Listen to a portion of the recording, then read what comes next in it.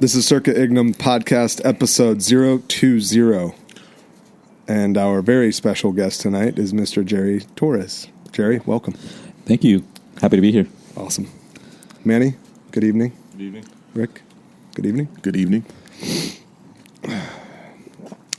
Jerry is the son of Antonio and Olivia Torres, both of whom are first-generation Mexican-Americans.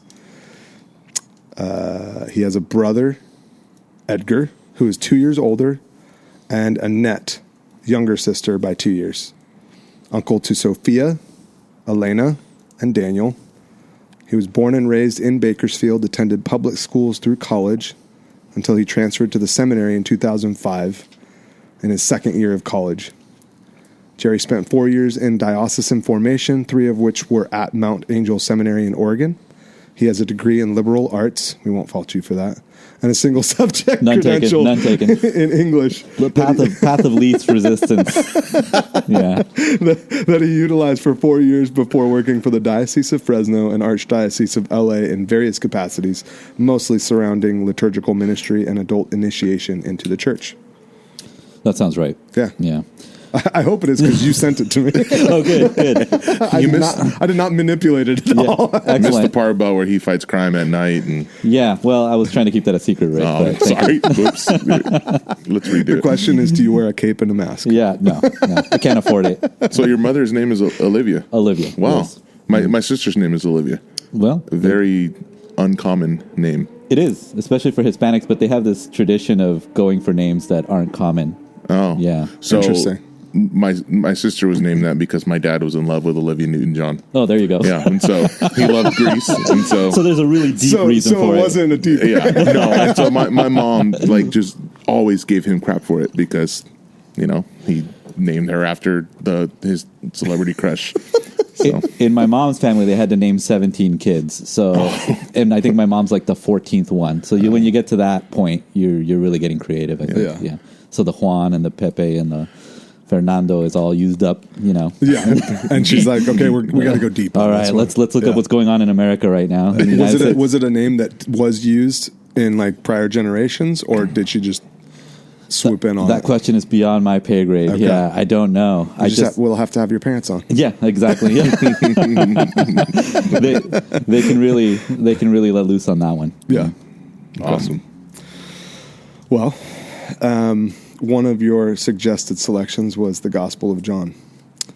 This is going to be from the Gospel of John, chapter 17, starting at verse 6.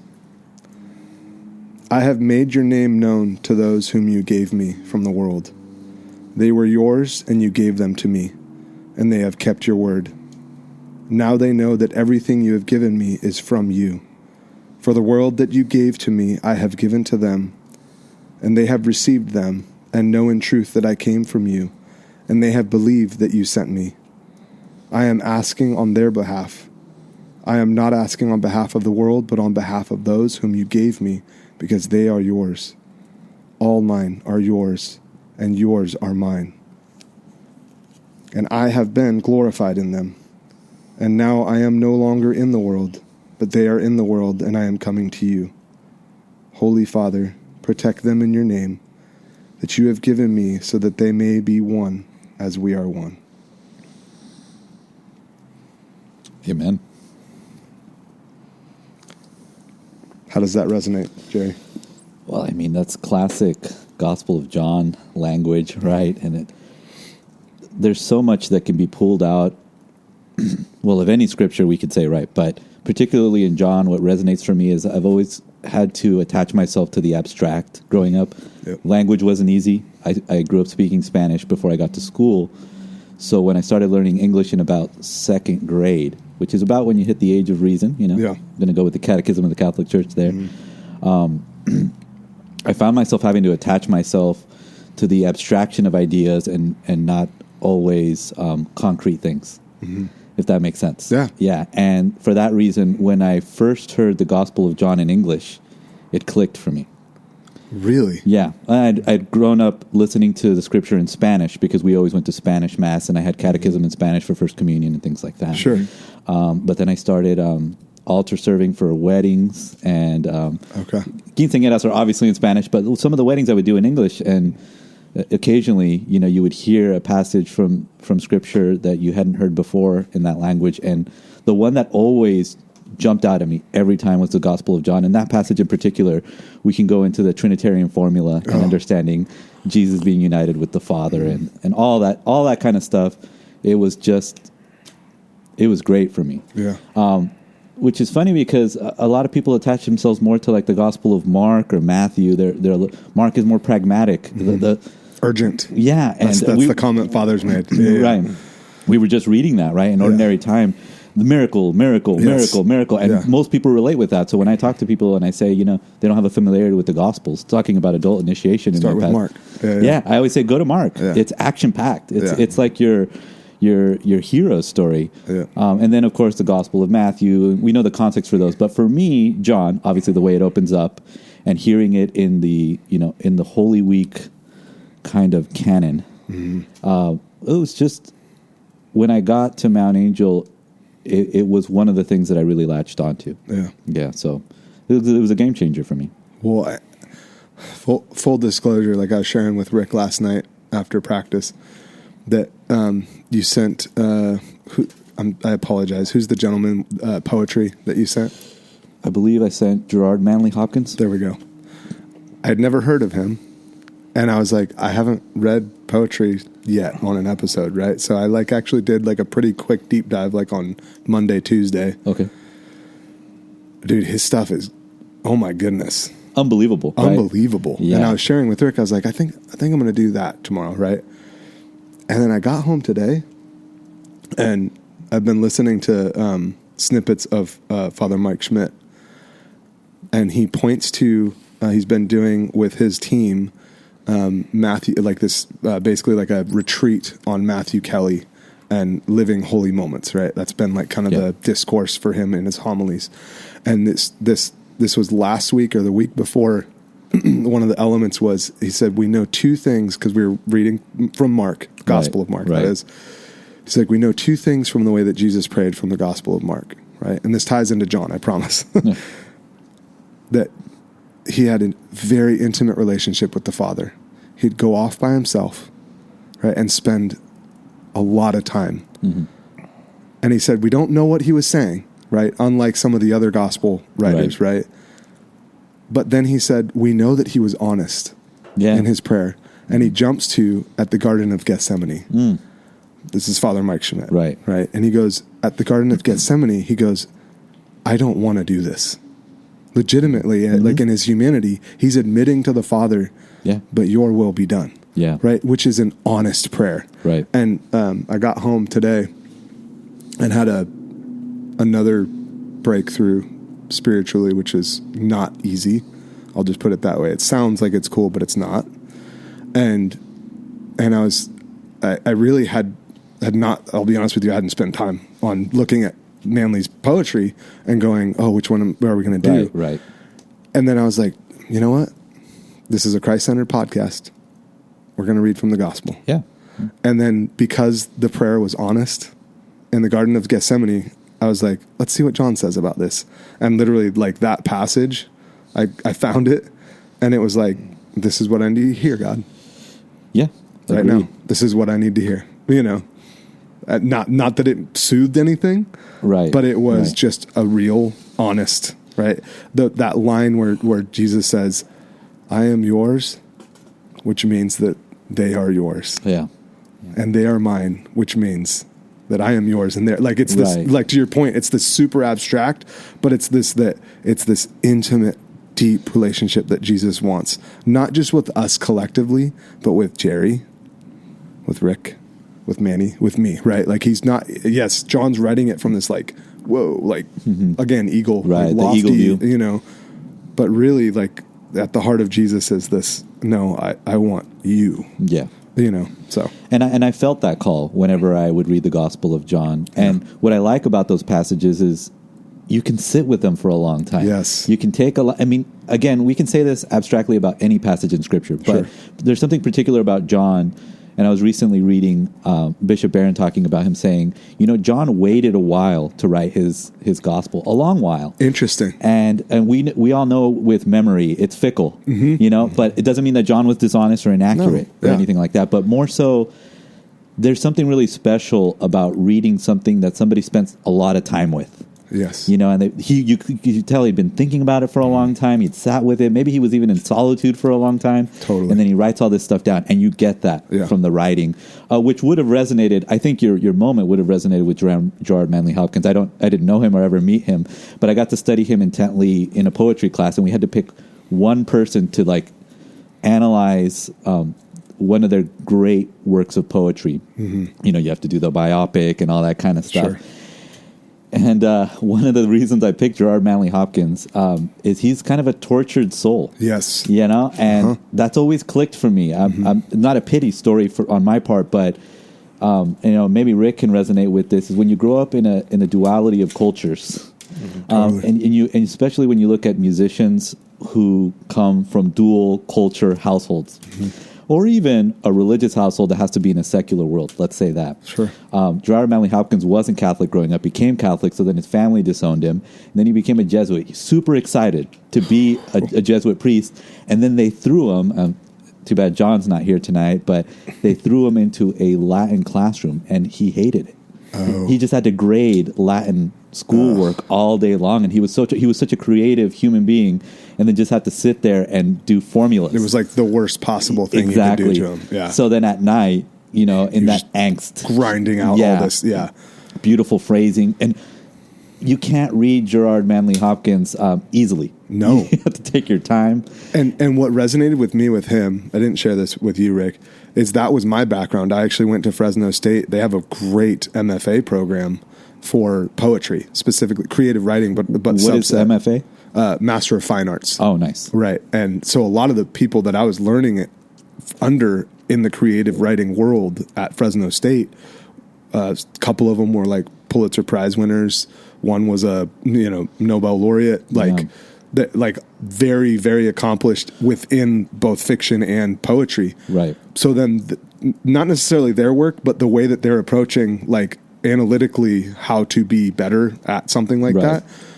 It super resonated with me because it brought back all that memory of this is not just your passé poetry. This is someone that reworked and refined and put a ton of energy and effort.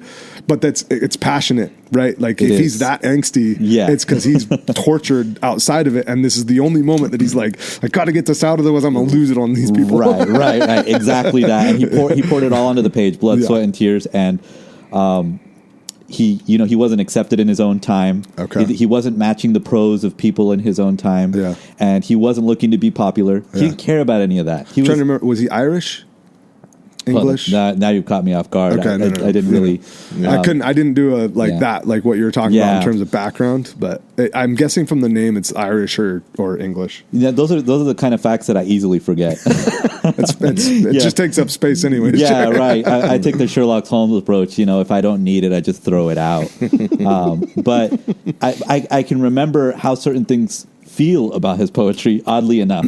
But I've always, speaking of being a kind of a diva, I think I have a strong. That was said before the show started. Just so everyone knows. We should let the guests know that the host graciously called me high maintenance before we got started. In fairness, Rick said that, not me. True. I should not be so broad with my attacks. Well, when you go through half a bottle of whiskey before we, no, I'm just kidding. I wish I could pull half a bottle of whiskey. I think Gerard Manley Hopkins probably could. Probably did. That would be a fun episode. And would still crushing writing. And he would still be dancing circles around us linguistically. But I read a poem by him called The Leaden Echo. So leaden, heavy, thick, weighty, echo, which is light and sound. And sound. Yeah. And he pairs these things together, and he does something that I love in life. I think so many of the best things in life are paradoxes. Yes. And so all of my great favorite philosophers talk about paradoxes all the time, and the Catholic Church is full of them. Yes. And people disregard our church because of a paradox. Yes. Instead of saying, how about you think about it for a second, because most of life is a paradox. Well, the Trinity is a paradox. Right. How can you have three people in one? Right. It's like, that's the beauty of a mystery. It's a paradox. It's like, no, we have to wrestle with this. Yeah. Sit with it a while. Yes. And ask some questions about what that means and why God would need us to understand that. Yeah. Recently a catechist for our 7th, 8th, and 9th graders, Mania, this is for some of your kids. She drew she drew a diagram of the Trinity, that formula with the triangle, which has God in the center and it has Father on the top, Son on the bottom left, and then Holy Spirit on the right, and it has all these arrows, right? Is not, is not, is not, is, and the kids were just so baffled. They were like, "What? Why did you draw this?" You know, except for Manny's kids, because they know like everything already. Every question I ask, they're just like yes. Yeah, please pick me. I'm like, Jerry's doing this. Shut up! Stop it! You know, I know that you know, right? But we go hard on the clincher at the end. Well, I mean, I can tell that their parents get primary catechists at home, but the other kids are like, how do they know all this stuff? Like, but thank you for giving me that, because I wasn't sure how they were doing. Yeah, you're getting feedback in front of the whole world here. You've been yelling at them this whole time. And then Jerry's like, but we're going to need to talk about so-and-so. Yeah. So I think, though, I was initially critical of her display of the diagram because I was watching her do it and I was thinking, these kids aren't going to get it. Yeah. But then I thought, who am I to say that? What if one kid just latches onto that thing and spends the next 3 years just thinking about He's got that logical, philosophical mind that can really like unwind this. Yeah. And we do have a few of those. Okay. And so I think I'm a bit narrow. I had a moment there where I was like, I'm assuming that these kids can't handle this, but I might have been a kid who benefited from that, and instead I'm withholding it because I'm using these parameters that I have, not what the Lord has, and He works through this catechist, and that's why we need a diversification of leaders, right? Yeah. It can't just be what I think. Yeah. So what's interesting is did you know that G.K. Chesterton, one of his titles is Prince of Paradox? I did not know that. He wrote so much stuff, I can't keep up with all of G.K. And that's what I'm saying. Stuff. Like he was what's it called? Polymath. So he was writing. At one point, he had 5 assistants, and he was writing 5 different things, dictating to the 5 different people, and tracking 5 different subjects. Some of them fiction, some of them theological, some of them satirical, right? Like the dude was just on a whole different level of like he just had to get stuff out, Yeah. And he consumed what a gift. He consumed at such a high rate too, just walking around reading books and things like that. But then highly relatable. That's the cool thing about like him is like he's just he comes across, obviously none of us know him here, but he comes across as a really normal dude. Yeah. I would have loved to have bumped into him on the street. Man. I'm sure he would have just talked. Yes. But I can't, I love G.K. Chesterton and I love that whole era of thinkers. And then you tell people that you love G.K. Chesterton, they always inevitably bring up something that you've never read. Yes. Because he has so much material. Totally. Yeah. And you're like, thought I knew him. I read like 5 pages of his stuff. I thought we were cool. Yeah. And now we're not. Right.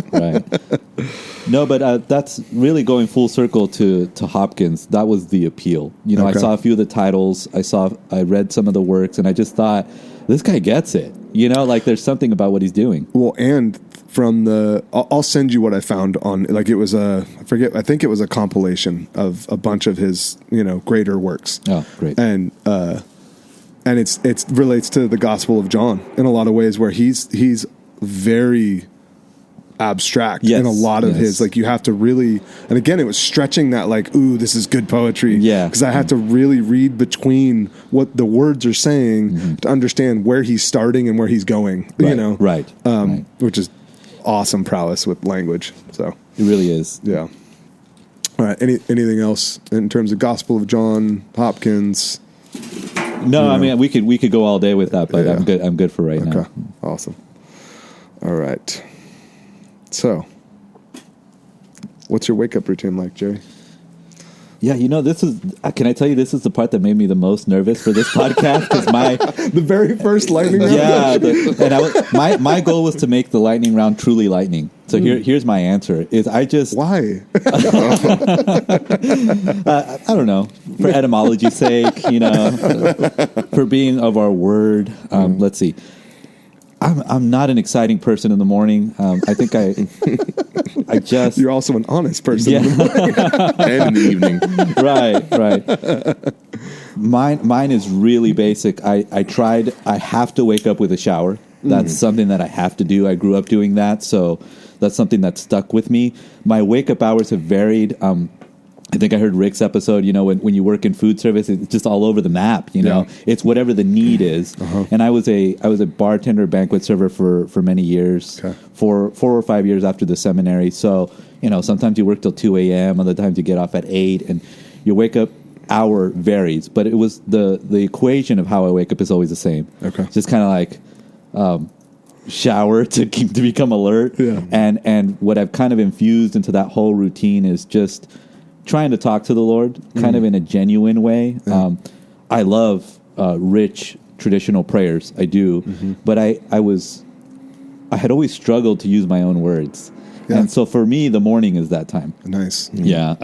I don't really like to interact with other human beings in the morning necessarily. Totally. But I do, even family, that I've grown up with, I kind of dread when you have to share a cabin and like the first 45 minutes is just like you're all scruffy together, and I don't, that's not the time for me to really shine. Yeah.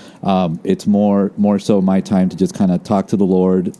That's where a lot of my concerns, bigger concerns in life, it's always at the tail ends, right? So when you wake up, it's like, what am I going to do? Who am I going to be today? Yeah. And then also at the end, which as Catholic tradition holds, there's a lot of examination that happens at night. But for me, sometimes that happens in the morning. Interesting. Yeah. On like the day previous, or just kind of projecting forward? A little bit of both. Yeah. I grew up in a kind of a perfectionist household. And so sometimes the night of, if I do an examination of conscience, I get a little too dreary. So I just sleep it off. And then when I wake up in the morning, I try to put it in perspective. Totally. And then I project forward. Okay, like, well, what does this mean for what I do next? Nice. Usually, for being an abstract person, I usually try to get very pragmatic about that. How did I talk to this person? What did I do? What could I do better? And that's really it. Yeah. I don't eat a lot in the morning. I don't really need to, mostly because I've had such varying hours of being alert. Totally. There was a rhythm when I was a high school teacher where I was up at 4:30, and that's just so I felt like I could be alert when I had ninth graders at 7:35 in the morning. Yeah. And then there's other times where, like at OLPH, I don't usually report till about 10:30, so I just kind of lethargically get moving around 7:30. Yeah. And that feels really late to me. In my family, my brother doesn't need an alarm clock. He wakes up at 5. My dad naturally wakes up at 4:30. Biologically, both of these guys. I don't. Yeah. At all. There's got to be like a siren going off, for me to get up. Okay. There's I love that, like, there's an organicness to what you're talking about. You know what I'm saying? That there's like not like this. It has to be regimented, or at least the way you were communicating it. Like it doesn't seem like there's this like this has to happen, then this, then this, right? There's what I also love about what you shared is, especially about examine. I just read this from Francis de Sales, Saint Francis. Francis, right? Am I saying that right? Yeah. Okay, thank you. All of a sudden I was like, wait, am I quoting this right? He says, and I don't know how I feel about this, so I'm just going to say it, but in his book, Roses Amongst Thorns, it's basically like snippets. It's a compilation of a lot of his writings to try and like guide you spiritually. Okay. And one of the things he says about the examen is the examen should not take longer than the Hail Mary. Ooh. And I was kind of like, I don't know how I feel about that, because the examens I've been doing in the evening have been pretty freaking thorough, I'll be honest, Yeah. And so when I started to actually just practice that, okay, let's just try this out, I kind of felt like it was like, I feel like I'm moving too fast. You know what I'm saying? I feel like I'm doing way too much of a high level. It's supposed to be a high level thing, right? At least the evening, from what I've, been taught, the evening one should be kind of more high level. But it shouldn't be like, okay, we're done. And I feel like a Hail Mary is like, pretty quick. I haven't read that text, and I don't know St. Francis that well. Yeah. But I could surmise that maybe part of that comment is, instead of kind of the litany of questions that you can pose for yourself. Some of the, I'm a firm believer in that some of the biggest sins we commit or some of the biggest mistakes really stick with us. I perseverate. I'm the kind of person that once I make a mistake, it sticks with me. Totally. And it just goes with me all day. So I would like to think. It's a great word, by the way. Yeah. It's one of my favorites. Yeah. It can go to the extreme too. But I would like to think that I think what's going on there is you can usually pinpoint the top 2 or 3 things that you need to kind of like give to the Lord and kind of revisit very quickly. And if you have to excavate a lot, then that's probably not scrupulosity. Yeah. Right? You're going the other direction, yeah. which is like you're trying to find things instead of allowing the Holy Spirit to kind of just reveal, hey, these are the things I want you to focus on. You know, right? Yeah, I'm very torn about that because I introduce a lot of people to the Catholic faith at various stages, and people want things to do. Yeah, you know, and it's good to give them things to do on a pragmatic level, but sometimes that can just be a little too Martha in a spiritual level, right? It's like, you know, sometimes you just need to sit with that. Yeah. And if it hurts, maybe sit with it a little longer. Yeah. Because I just, and I know that I'm speaking now from my own experience. We're a culture that wants to be comfortable. I like to be comfortable. I wear comfortable shoes and I wear comfortable clothes. And so when I have spiritual discomfort, I want to leave that quickly. Yes. And speaking of Gethsemane, that's not what the Lord did. No. He sat with it and he cried tears of blood, Yeah. which we now know is medically possible. Totally. You can be so stressed out. You can cry blood. Yeah. So what stress level was Jesus? Max. Yeah, maximum. Yeah. He was at the 220 heart rate of stress. Right. Yeah. And I firmly believe he completely wanted to do the Father's will, and he also really, really didn't want to do it. He wanted to run. Yeah. You know what I'm saying? Like every human, because he's perfectly human and perfectly divine, that human instinct was going, get the flip out. Right. You know? Right. And there's the paradox again, right? Yeah. I so desperately want to do what the Father asked me to do, but I also really don't. Yeah. And that humanity comes out, and that's not to say that he wanted to be disobedient. No. It's just human frailty. Yeah.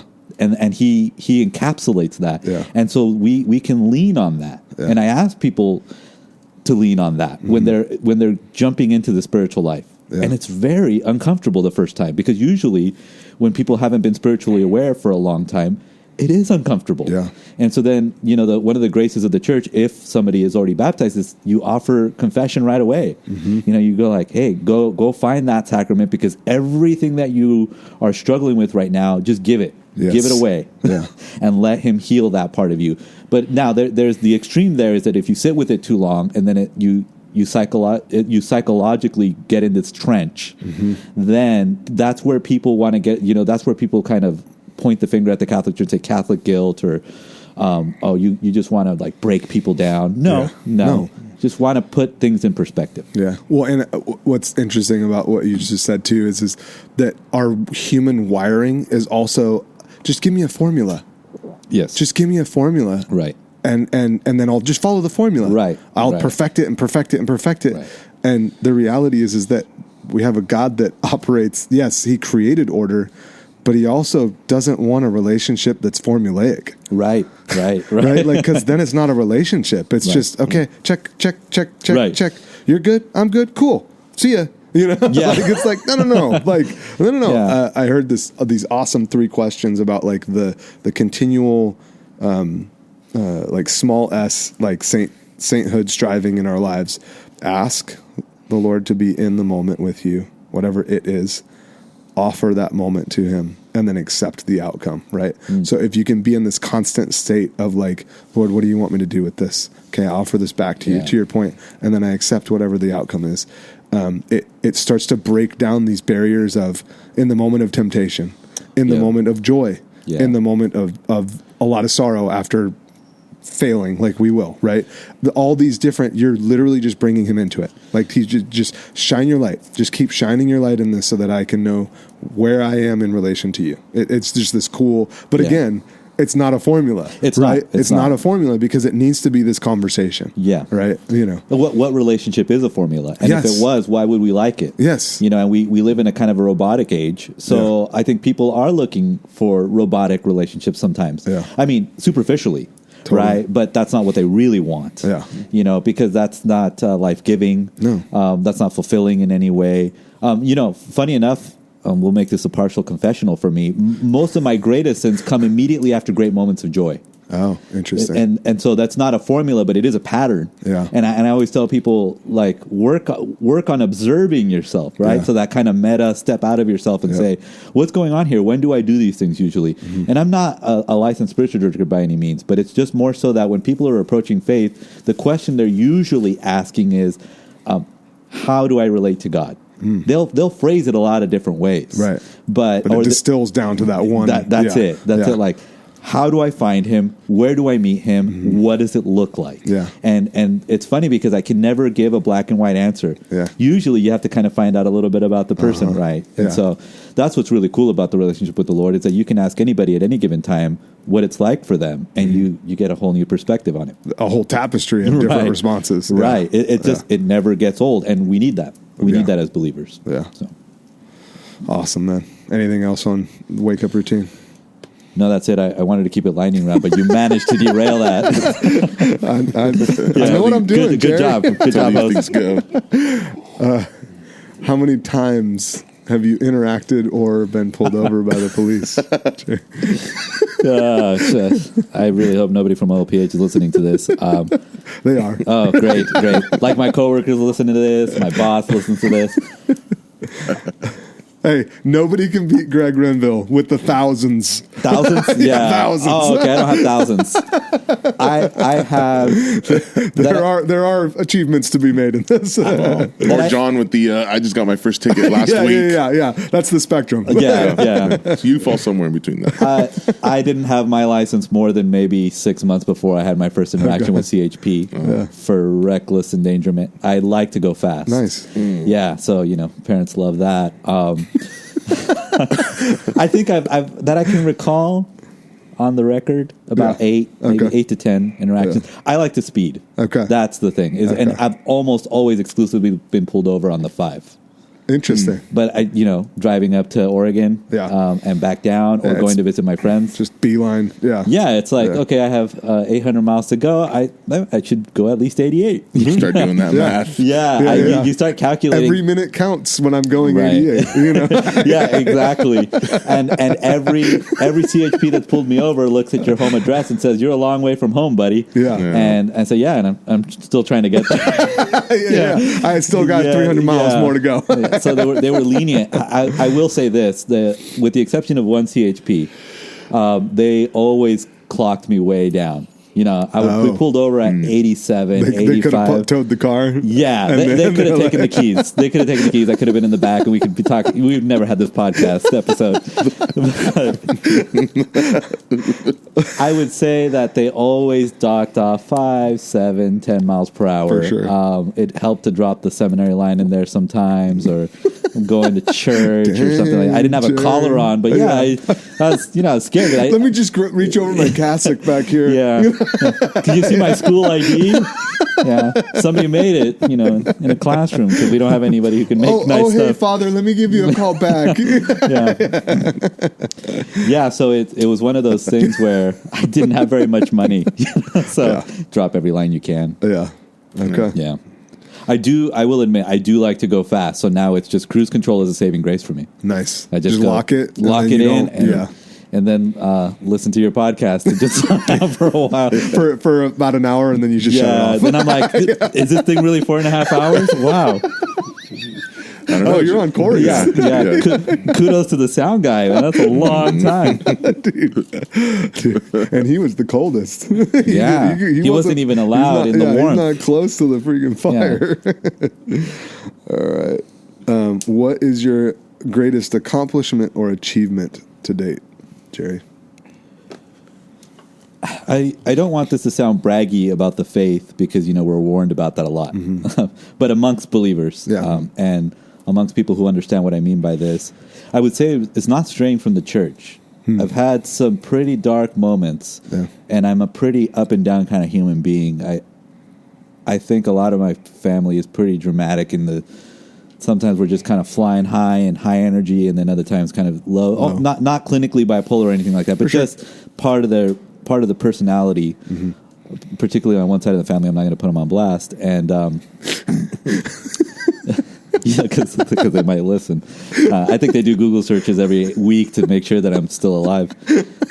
And I would say, particularly the few years after seminary, hearing the voice of a lot of spiritual directors and guides and mentors saying, never stray from the church. I hadn't lost my faith, but at a time I was very tempted to be like, do I really need to be that close to this institutional church right now? And I would present lots of tempting in that. Yeah. And I would present that to God. I would be very frank about it. For sure. That's probably where my spiritual life really actually became more real. Cool. Speaking of what you were talking about earlier. So I would say that was probably, existentially speaking, the greatest thing that I can triumph. I wouldn't brag about it before the Lord or St. Peter at the end, but I would just say, I tried. I strove. Yeah. I just kept trying to climb, and maybe I fell and slid down a lot, but here I am. Yeah. That's awesome. Yeah. What about you, Rick? What's up? Have you ever strayed away? I'm trying to remember. By the grace of God, nowhere near what most people would consider to be straying away. Yeah. I would say that most of my straying away has been within like the circle of just still being a believer, if that makes sense. I think that maybe the darkest like spiritual time that maybe I went through, and even just as a family, is right after Andrew, our oldest, was born. For whatever reason, like it wasn't anything intentional. We just kind of, I think it was just hard. And so we left Holy Spirit, and then I didn't get the youth minister position that I had applied for at a different church, which is why I left Holy Spirit. We kind of helped out there for a while, but then that all kind of disintegrated, and we've spent probably maybe a year or so that we were very spotty in our Sunday mass attendance. And it just wasn't even really a priority, But again, it's not like a falling away of like I fell into drugs or anything crazy like that, So or a rejection. Is that where you're going with it, Jerry? Like in terms of like I'm actually intentionally like keeping the church at arm's length. Is that what you meant? Yeah, that's kind of essentially what I meant. I had certainly also acquired some bad habits, but But I think the greater, we all know that if you have faith, even if you're struggling with any kind of human weakness, then the Lord can speak to that. Totally. But if you don't enter into his space anymore, that's even more dangerous. Yes. And I kept hearing that voice. So like, I can give you a concrete example. In my life, I think since birth until 23, 24 years old, I had never gone a weekend without being near the Blessed Sacrament or receiving communion or something to that effect, right? Yeah. And when I got to that age, I thought,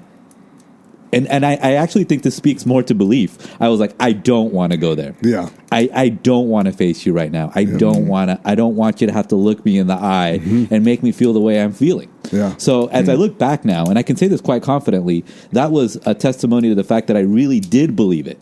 But in that moment, it started to feel a little bit like it was really just selfish. He didn't have my back, is what I thought. Oh. It was like a forsaken feeling. And I really don't want to spiritualize it more than it was. For sure. But, and make it sound like this was just this great holy moment for me. It really wasn't. Yeah. It was more so that so much, speaking of a joyful moment, you just had your son, and then things start to waver, right? Yes. And I had just had the best experience in fraternity and friendship that I'd ever had in my life. Interesting. Because all of my other relationships were based on academics, music, accomplishment, status. Gotcha. And then you get to the seminary and it's not about that. Right. And so when I left the seminary, I quickly, I didn't realize fast enough. It was just, where are these guys? And why don't I have access to them anymore in the same way that I did before? I obviously could still talk to them. For sure. And of that collection of friends, all of them are still my friends. And I can't say that for any other stage of my life. Yeah. Even after seminary, you make great friends, and then you leave their proximity, and you talk a little bit, or maybe you run across them. It'll be like you never left, but not not what those Not years with were. the intentionality Exactly. of this group. Yeah. And this is the kind of group that will check up on you. Like you make an announcement and they'll drive into town, because it's That's that awesome. important. Yeah. And so I don't know. I was hearing Rick's story and I was just thinking, here's the most beautiful thing. Because I think at one point you said that was the most beautiful thing that happened in your life. Yeah, I think so. But I mean, in kind of similar parallel lines that I'm drawing, just it's like you're not really prepared for like what life really is, Right? It's right. like you're on this mountaintop moment. Either me with my son or you in the seminary with this group of friends. But then we go down into we go Trenches. back down the mountain, Yeah. Yeah. and it's like now you're kind of like now you have to work for it. Yeah. Yeah. And but I think too, just like just kind of hearing you talk about like the faith never left you. It was more of a I don't want to go there because I know that you're real. Yeah, and I yeah. know that you're true, and I can't face that. And I can totally resonate with that, and I think that's just. God writes His love and His laws onto our heart, and we just morally know that that's true, and that's the grace. Yeah. Because I mean, we've all seen people who are just in a really desolate situation, and it's the whole there, but for the grace of God go I. Grace, just all of a sudden, If it wasn't for God, that would be me. Yeah. Yeah. I was asking just because, like, it's exactly what you two have said. Like, in my life, I can think Manny was around, not necessarily involved, but it was during my music years where it wasn't an intentional, but it was just a slide. That's why I like that word slide. It was just kind of this, like, I was distracted by how, like, music. I was distracted by these things that I was very passionate about. I also had been kicked out of college for something totally not, like, it wasn't like I was at a rager. It was like paperwork, and all of a sudden I was a 3.0 plus, student all through high school, get into college, and it's like, what?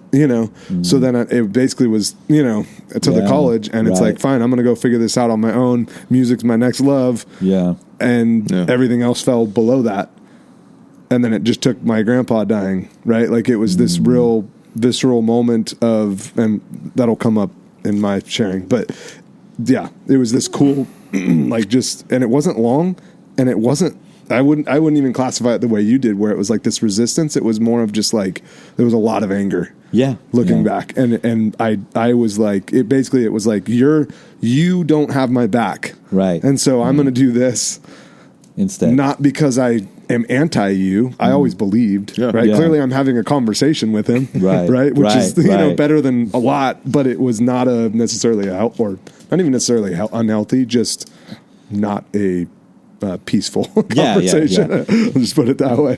Yeah, I can see that. Yeah. I think God in His goodness, just it's almost like He'll let you play for a little bit. Like, exactly. go ahead and play, have your fun. Okay, Yeah. like, all right, are you done? Yeah. Okay, and it's like He might not have been tugging at your heartstrings the entire time, For sure.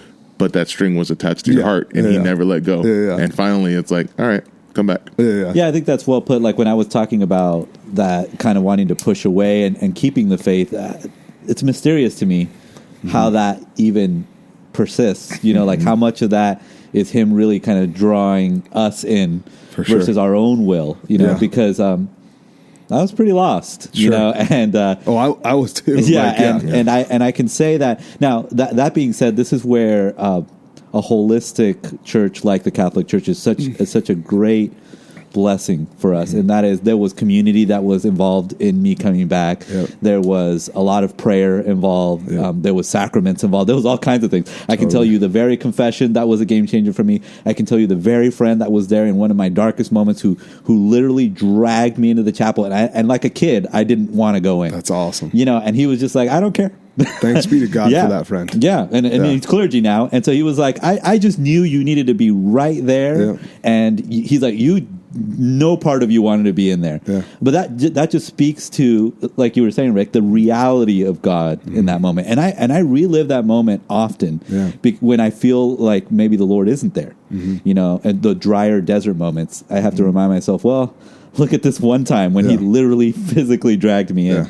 So I I'm always kind of percolating on how much of that is God, how much of that is us. Obviously, I believe in free will, and I don't believe in predestination or anything like that. Yeah. But it is so fascinating to me that God just doesn't quit. No. And so then the question becomes for anyone else that we're trying to evangelize or to speak to about God is like, how can we just get them to give that that inch to Him, just enough to let the light shine through? Yeah. I'm reminded of this song by Tom Booth. Dang, going boomer I on know, us. man. I'm sorry. Going boomer. But it's a Do the great voice, do song, the and I'm voice. trying to think of. I think it's called "The Shade of Your Hand," and it's based off of a poem or. Gosh, it's been so long, anyways. But I love the lyrics and like the imagery that he posted. Like, in the verses, like he talks about like, I fled him in the night and in the day, and then he says, I hid from him, laughing as I ran. I hid from him, saying, "Catch me if you can." But then the chorus, he says, I can't hide anymore. I can't run from your tenderness and mercy, for the gloom in me is just the shade of your hand. Wow. It's like, Dang. Yeah, it's like the darkness that we felt. It's just the shade of, he's still there the whole time. Yeah. Wow. That's cool, man. Awesome. In my experience, Jerry, I don't know if maybe this is relating to what you're saying, but I never stopped believing and all of that, like you said. But it was also, I grew comfortable being just far enough to where I thought I was doing the minimum, but not really looking back. But I knew getting closer would be uncomfortable. It would cost more, right? You know, like Exactly. just like any relationship, it would, and it's not to say that cost isn't necessarily bad. It's just we know that if you get closer, He's going to ask something, right? Yeah. In love, Yes. and I mean, we look at all the great saints, and what were they willing to embrace? All of my best friends and all the clergy know really it's a life of martyrdom, and sometimes we try to make. Speaking of Bishop Barron, we try to make things too cushy for people. Yes. How about real meaning, real purpose? And yes, it might cost you a lot, but it's a much more meaningful life. Well, Was that true? have the integrity to present that on the outset, Right from the get-go. instead of saying, "Well, no, you're going to be good." Yeah. like He's going to take care of you. It's like He's going to take care of you. It's going to be hard. Yeah. It's not going to be easy. He promised that it was going to be hard. Yeah. Right? But you're going to have peace. Like, to your point. Both there's- and. Yeah. Both there's and. going to be such a rich and fulfilling adventure, right? Like, Right. all the saints talk about, like I love, it's Teresa of Avila, and I know Jamie's probably going to correct me. But I'm like 99.5% sure this is Teresa of Avila. She says, "Lord, no wonder you don't have too many friends if you treat your close friends this way." Right. Like, and that's Teresa of Avila, you know, like Great doctor of the great church. doctor of the church. Yeah. And she's recognizing, and she's joking with him, right? Like, you see in that exchange, like, that's how intimate she is. She's joking with the Lord of Lords in this moment of like, well, no wonder you don't have many people that are martyring themselves for you. This is how you treat us. Right. Look what you do to us. You kill us. Right. Again, but there's honesty in it. That's what I Right. love. There's an honesty in there, No. And I think one of the daily mass readings that always sticks with it was this week, right? It's like, if you want to keep your life, you're going to lose it, Yes. right? Jesus says you got to give it up. Yeah. And that's not, he's not being abstract about that. He's like, you're literally going to give it up just as he did. And so I think when I would have loved to have interacted with any martyr when they realized that was going to happen. Yeah. And maybe they had their Gethsemane moment in various ways that's not tracked historically, but could you imagine the moment when you're like, oh yeah, he's going to ask everything of me, and I have to be ready for that moment. Yeah, Manny, I think every human being is aware of that. Yeah. It's like that's why people want to do enough, like fire insurance, right? I want to be close enough to God that I don't go to hell.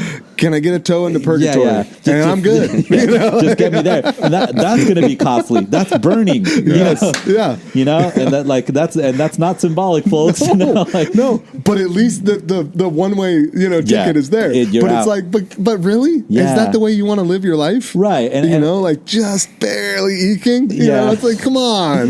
I always tell this to high school kids because they get romance. They're in that age where romance is just so elevated for them. Yeah. And I say, would you tell somebody somebody you loved, like, what's the bare minimum I have to do for you to like me? Agreed. You know? Yeah. Try that with your wives. You know, it's not going to work. No. And I like to exactly that point, like Jamie and I laugh about this probably every couple months. It's like, if you had shown me where we were at now before we got married and said, this is what your life is going to look like. And I need to reiterate this. My life is beautiful. Yeah. I absolutely love my life. But there would have been probably just a shaking the dust and out. Yeah. No thanks. because when you start to enter the mystery of what marriage truly is, right? And I'm not saying I understand that. I'm saying I'm barely looking at it from like 1,000 miles away, but that's close. That's really close. Yeah. And when you're that close, you're realizing, oh, you're asking me to do what you do on the cross every day. And Daily. if I do that, and moments, right? Like throughout the day where you're like, Lord, you're calling me into this to pour out completely, and not just in the sexual embrace, but in what my children need, what my wife needs, what everyone in this household needs, right? And it most of the time is not pretty. Yeah. It's messy and it's not, but it's awesome. Like that's to your point about paradox. Yeah. There's this like, yes, when you're in it, there's like sucky stuff, but then when you're like coming out of it, you're looking back going, that was cool. You know, if you're doing it well, right. Like if you're wearing it well, you know? Right. One of the books I listed for you was Night by Elie Wiesel. Yes, you know, and such a good book, right? And when you talk about how do people get through the Holocaust, which is one of the more horrific times in human history, and one of the most difficult things to endure, who endured it? And there's like one word that summarizes people who made it through: faith. Yes, they had this component where they knew there was something for them. Yeah. And that allowed them to live. Now that, you know, some people make the argument, well, if you have faith, couldn't you just give up, you know? And no, it's something to fight for. Yeah. And, you know, I met one of the survivors. She's still alive. I think she gives talks in LA or something. She came up to Bakersfield and she got married 6 weeks after she was released. No, she met her husband 6 weeks after she got out of the camp, and then they got married 3 weeks later, and then they had 12 kids, and then she has like over 100 grandkids, and great-grandchildren and stuff like that. And she said she was giving a talk to all of us teachers because, you know, we're all like worn down. You know, from just teaching kids in a classroom. Yeah, and she's like, you need to find, she's like, that thing that you're working towards, because that's what kept us alive in the camp, and it was faith. And when you read that book, you know, my dad and I always talk about that book because my dad says that when I think I'm having a hard time, I read that book because then I'm like, no, this is just not a hard time compared to what, you know, and it's, I always tell them it's kind of a slippery slope to compare your struggles with others, that they're all crosses. But it is important to note that in the bleakest time in human history, what got people through dark moments was meaning. Yeah. You know, have you read Man's Search for Meaning by Viktor Frankl? He's in Auschwitz, or sorry, I don't know if he's Auschwitz, but he's a concentration camp survivor. And he talks about how, to a T, so when he got out, he went into this, I think he got his doctorate in psychology, like very, very intellectual man, Catholic. And he said, not reflecting back, he said, I now know that I could recognize the moment when someone lost the will in the camp.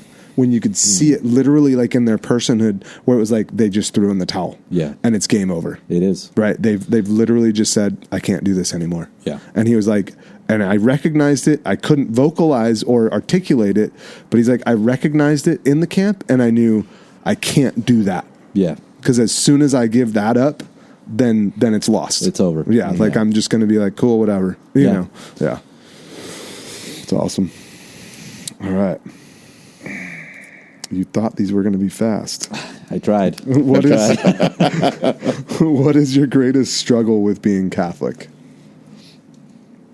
Being good at it. I love it. Yeah, get real, Jerry. Yeah, no, I mean, that's great. People, you know, I've interacted with all sorts. Even though I like to think that I grew up in this kind of sheltered household most of my life. So then when I got out, I was trying to interact with anybody and everybody I could. atheist, agnostic, stuff like that. You don't search for them. Nobody wears a label like that. You just find them in You life. gotta search them out. Hey, you atheist? Yeah. Do you not believe in this God stuff?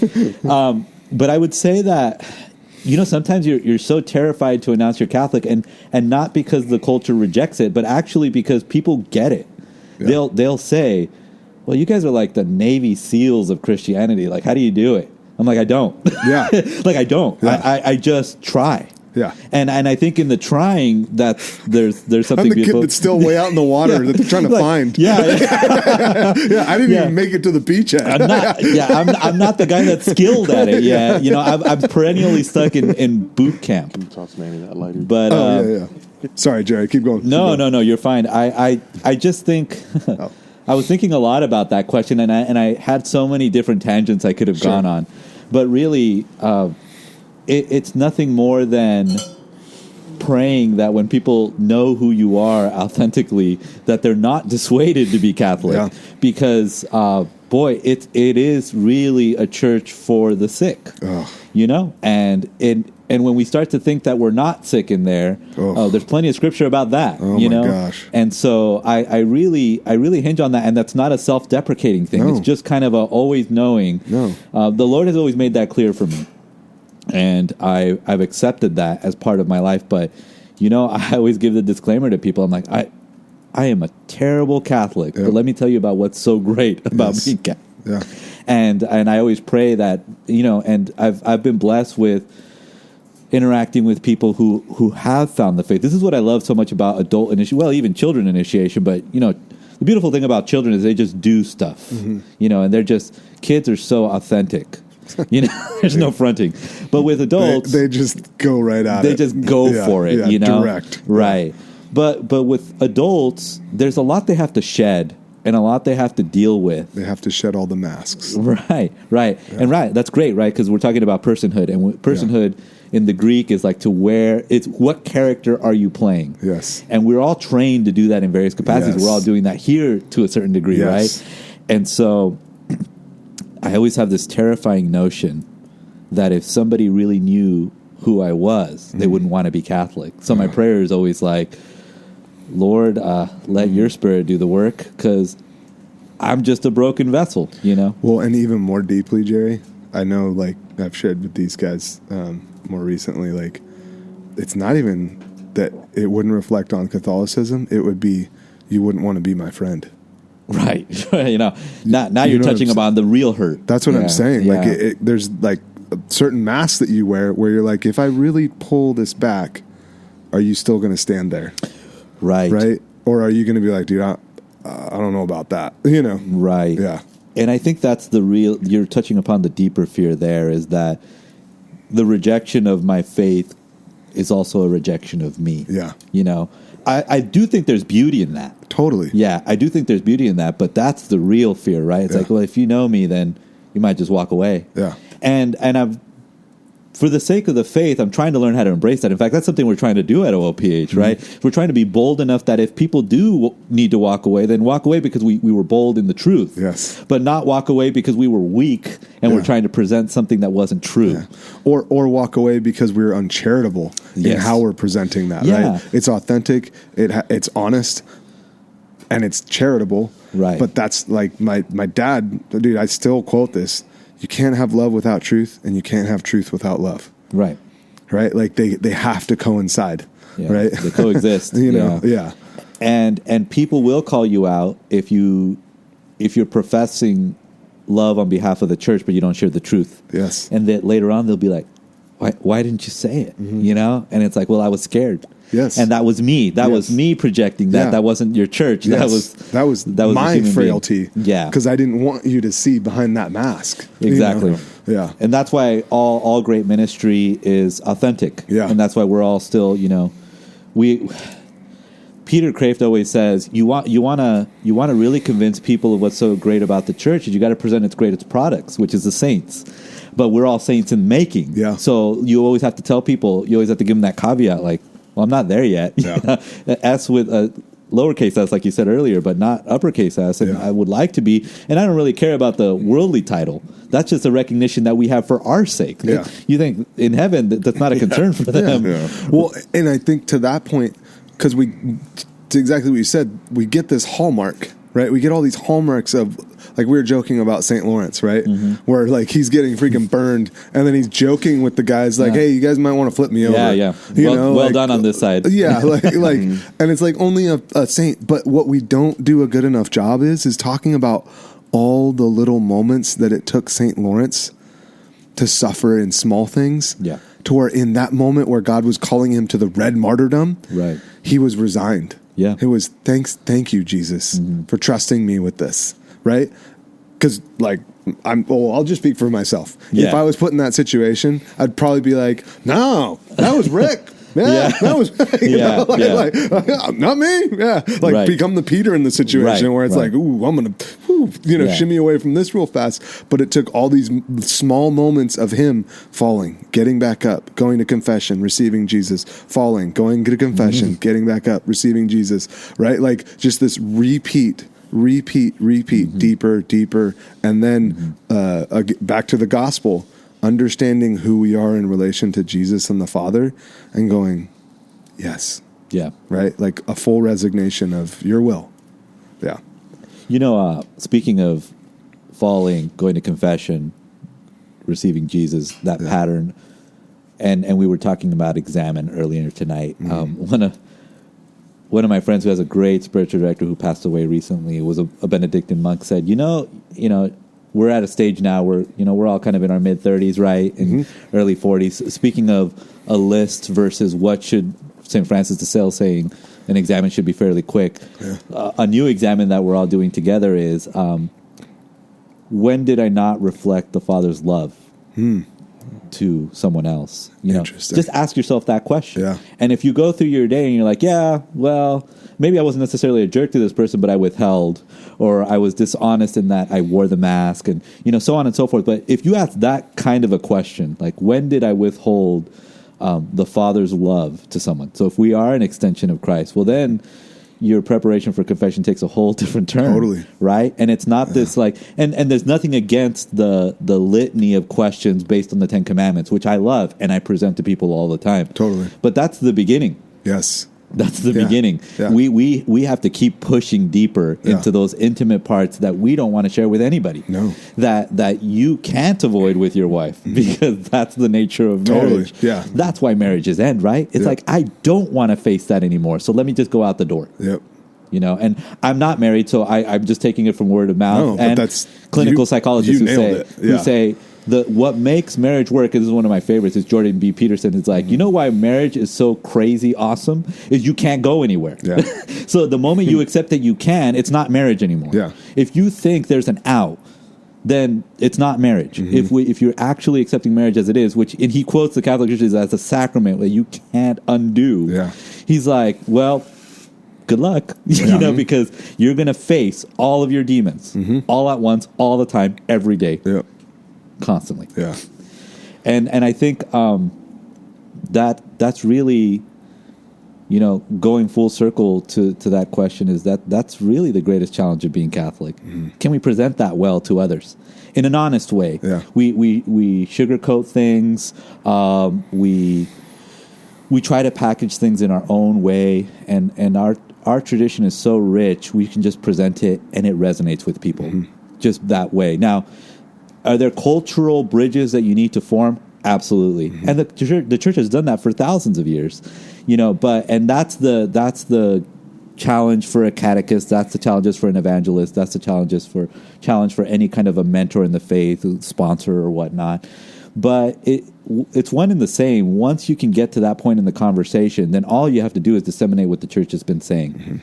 And the dominoes have already started falling. Yeah. Now it's just a function of knocking more down. Yeah. Just let it flow. But you do have to get them falling. Yes. Yeah. And if you don't, then saying some of this deeper stuff the dominoes don't get there. Yeah, exactly. Right? Like you got to knock the bigger ones, the bigger questions that then lead to your point about like the examine going to how did I not reflect right the true Christian character, right? And that's the seeds on the rock thing. Yeah. You know, it's like we have to make sure it's falling on soil. And what that really means on a deeper level is are we presenting it in a way that they can actually use? Yes. You know, and that's not to say that everything is useful about the Catholic faith. We just have to translate it to whatever language people are speaking, which is unique to each household. Well, to each story, right? Because to exactly what you shared about like being in ministry, it's not cookie cutter. So you have to like really get to know someone. Barron talks about this. This is not a pitch. We're not backed by Barron. Yeah, you know, this is not a word on fire. Like he talks. Yeah, he talks about this in terms of like true discipleship is what we see in the apostles and all of their successors, which was, hey Rick, come here. We're gonna just hang out. And we're going to talk and we're going to share about the masks that have existed and are no longer there because of his mercy and because of his grace, right? And it's this sharing around a fire, literally in the context of apostles and disciples, and now like reliving here, there's this exchange of, I might not believe this in a theoretical sense, but because you've lived it, now it's very real to me. Yeah. Because you're a person that is so convicted of this that I'm meaning the person that you're with is confronted with, I either say yes or no in this situation. Right. There is no like. There's no in between. There's no in between. Yeah. You're either faced with the reality of either God exists and I need to say yes to that and have faith, or no. You know. Yeah. That's what I love about our faith is, you know, I worked in a country club for 4 years, and I think pro golfer, pro golfer, wannabe. For a while, I grew up. We weren't poor growing up, but we didn't have a lot of money, and then you know we went into the middle class as I grew up. So you know I got nicer things as we went along. So then I was kind of attracted to this whole other, not in the sense that I wanted to be rich, but I was curious. I was like, I wonder what the life for the wealthy is like. So I kind of snuck in the back door by being a server and a bartender, and eventually a fine dining bartender in their fine dining department. Because I like to schmooze people. That's what I like to do. And when they drink, it's really easy.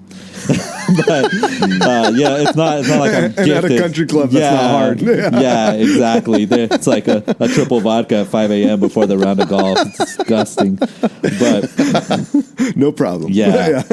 But one of the things that I quickly realized was everything was so shallow. The socialite life was so trivial. Yeah. And it was always so non-committal for everything. Yep. I was like, you guys live your whole life like this? Yeah. Like, does anything mean anything, or is it all just fronting always? Always. and one guy who was always very upfront with me said, yeah, it is. That's just the whole game. Wow. The whole game is just fake it. He just accepted it. Oh, yeah. Very willingly so. Wow. And he was at least aware enough. Some people aren't aware. No.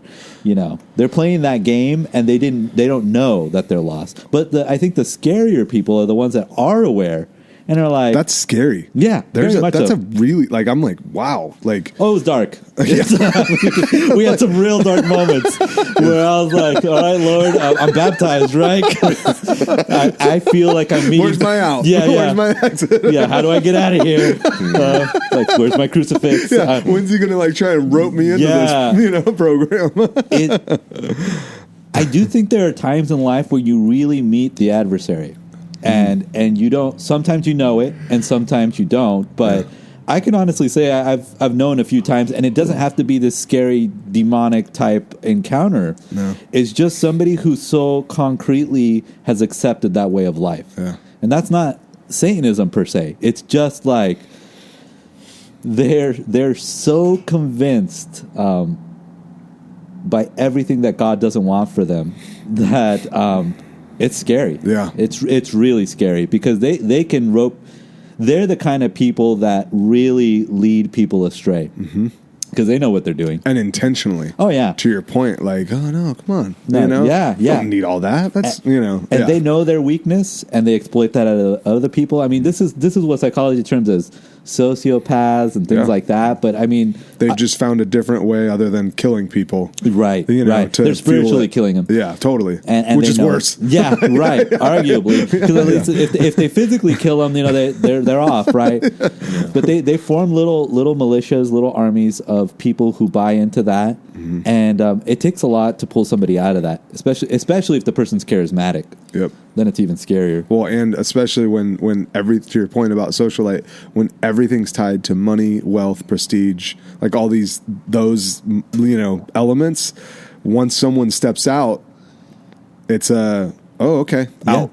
You're literally out. Like you can't be part of this crew. The ostracization is so real and so powerful, and they know that tribal mentality works because it plays to our deepest fears. Yeah. And so they manipulate that quite well. Yeah. But no, I mean, I've seen it. Yeah. I've seen it in action, and I wanted to. So I think that's the part where I have to own that before the Lord. Like, well, what was my curiosity there? Yeah. I never look at Adam and Eve and think, I'm not like that. Yeah. I always read that story, and I'm like, yep, I get that's it. That's me. Yeah. Yeah, that's exactly what I wanted to do. St. Augustine said it too. Why'd I steal this thing? I stole it because I could.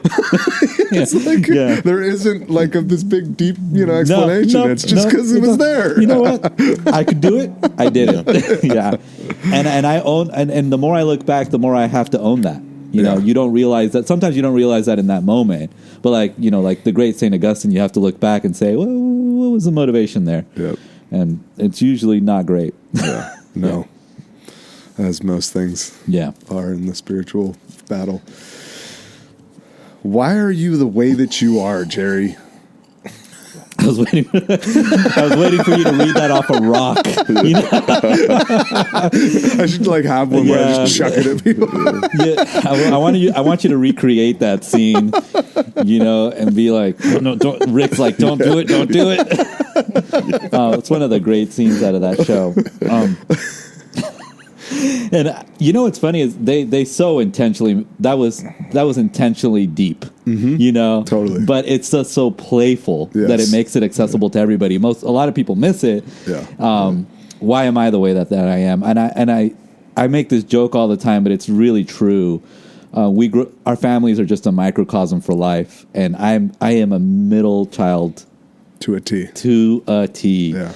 I'm the one that they're like, he's still alive. How is he a youth minister? You know, can he even cook a meal for himself? You know, Mijo, you never called. Right. Now, in that sense, my conversion has been great. I'm the one child that checks in with him often, but I do think that my brother's the brain. Okay. I'm not an intellectual by any means. I'm a pseudo-intellectual. I think that's lies. But no, it's totally true. If I had to give you citations and if I have to, you know, do all the legwork, true academics love that stuff, you know, and I don't. Yeah. I like ideas, and I like to be around the people with the ideas. Yeah. But there have been plenty of opportunities where professors and teachers have said, you know, you got to go this way, and the Lord never led me that way. But part of that is because my brother was that way. Okay. You know, and I was the kid that, I hated it growing up. Is like it showed up to the classroom and like, oh, well, you're his brother. I'm like, oh, this is great. This is here we go. Yeah. Now they're going to expect that I do all my homework, and they expect that I do this and do that, and so I would react to that constantly. Gotcha. I would want to be a rebel. Now, I still did pretty well in school. Sure. Don't get me wrong. My rebellions were so small. Yeah. You know? But it was, I don't want to be that. Yeah. It's like, I can't be that. Yeah. So for me, what got me through, for example, like grade school, middle school, high school was music. My day started with music and my day ended with music. It was jazz band, orchestra, and then ended with band and marching band. And if I didn't have those things to cap my day, I couldn't have made it through all the stuff in the middle, I was on the higher track in high school, but again, I wasn't like high achieving in that sense. I was just around those guys, and I was like, oh, that sounds like a good idea. I'll write about that. Yeah. You know, so the way that I am is very much that context. Yeah. But the other thing that's very true about me and this is where I am grateful to my parents, even though I didn't appreciate it in the moment, was they're the kind of people that will drag you kicking and screaming where you need to be, even if you hate them for it. Gotcha. And I think more parents would probably do well to hear that now. I could never judge a parent because I'm not one, and that's, I think, one of the hardest jobs. It's in the ringing world. true for me. I'll just leave that there. But the reason I bring that up is what comes to mind now, just even visually, and I don't have a strong visual memory, is my mom signed up for the 2 a.m. Eucharistic Adoration slot at our parish, which is in a rough neighborhood, and you had to put a code in to get in, and there's gunshots going off. And I'm like, Mom, what in his name are we doing here right now? She's like praying for these people, and I remember at 2 a.m. I'm like, Mom, I have school tomorrow. What are we doing here? And she didn't give a lot of explanation. Yeah. She was like, we're just here. Nice. Part of it was because she couldn't linguistically, but also because I think even if she could, she wouldn't have. Yeah. She wouldn't have tried to infuse more meaning into that. Yeah. So my sophomore and junior year, I went with my mom at 2 a.m. That was the shift we had at Eucharistic Adoration, and I sat there with the Lord, and I did not like it. Yeah. I am not gonna romanticize that story for anybody. I didn't like it. I knew he was there, but I was grumpy. Yeah. But I was there. Yeah. And I was there because my mother said I had to be there. Yeah. But that was life-changing. And I'll tell you that I still look back at those days and wish I could have been better. Interesting. And it's not regret. It's more like you had no idea what you were handed in the moment. Yeah. Just like praying the rosary on your knees for 45 minutes on brick, because my grandma was the kind of person who recited all the mysteries of the rosary every day. Sure. Always before daily mass, and then she walked to daily mass. And she was somebody who walked all day long until she was 88. Again, did not appreciate the gem that I was being handed at that moment. But that was the context in which it was even possible for me to contemplate a vocation in this culture. Yeah. And I'm very well aware of that. Yeah. Everything that I was doing in my life was geared to not end up in seminary. In fact, my brother was the one who wanted to be in seminary, and I just told you I didn't want to be anything like him. But when he was 14, 15, he was already saying, yeah, I think I might be called to the priesthood. And I was like, yeah, right. But one, I know you really well. You're going to be a terrible priest. But two, nothing like a sibling to give you direct talk. Oh, man. Oh, gosh. I would have loved for him to become a priest so I could embarrass him in front of all his parishioners all the time. But and I have to withhold that with even my seminary buddies. It's like, oh, wait, not everybody is seen behind the veil. If I say some of this stuff, the old lady. Let me put this mask on. Like, put a muzzle on, Jerry. I'm quite reserved at OLPH, but that's from a lot of training. Sure. That's a lot of training and a lot of putting foot in mouth syndrome and all that kind of stuff. Yeah. I can tell you that he wanted to be a priest. We were both altar servers from the moment we could be. Okay. And we always battled about who was going to be, who was going to hold the incense and who was going to hold the crucifix and all that kind of stuff, and different roles. And we had this, kind of like really, really staunch, stern Monsignor who always just kind of guided us through everything. And I even went on a come and see retreat later on in high school to St. John's in Camarillo. But it was more like a poking at my brother kind of thing. It was like, you didn't even get under your skin with this. You didn't even do this part. You went off to school and did that. He went off to the East Coast for school.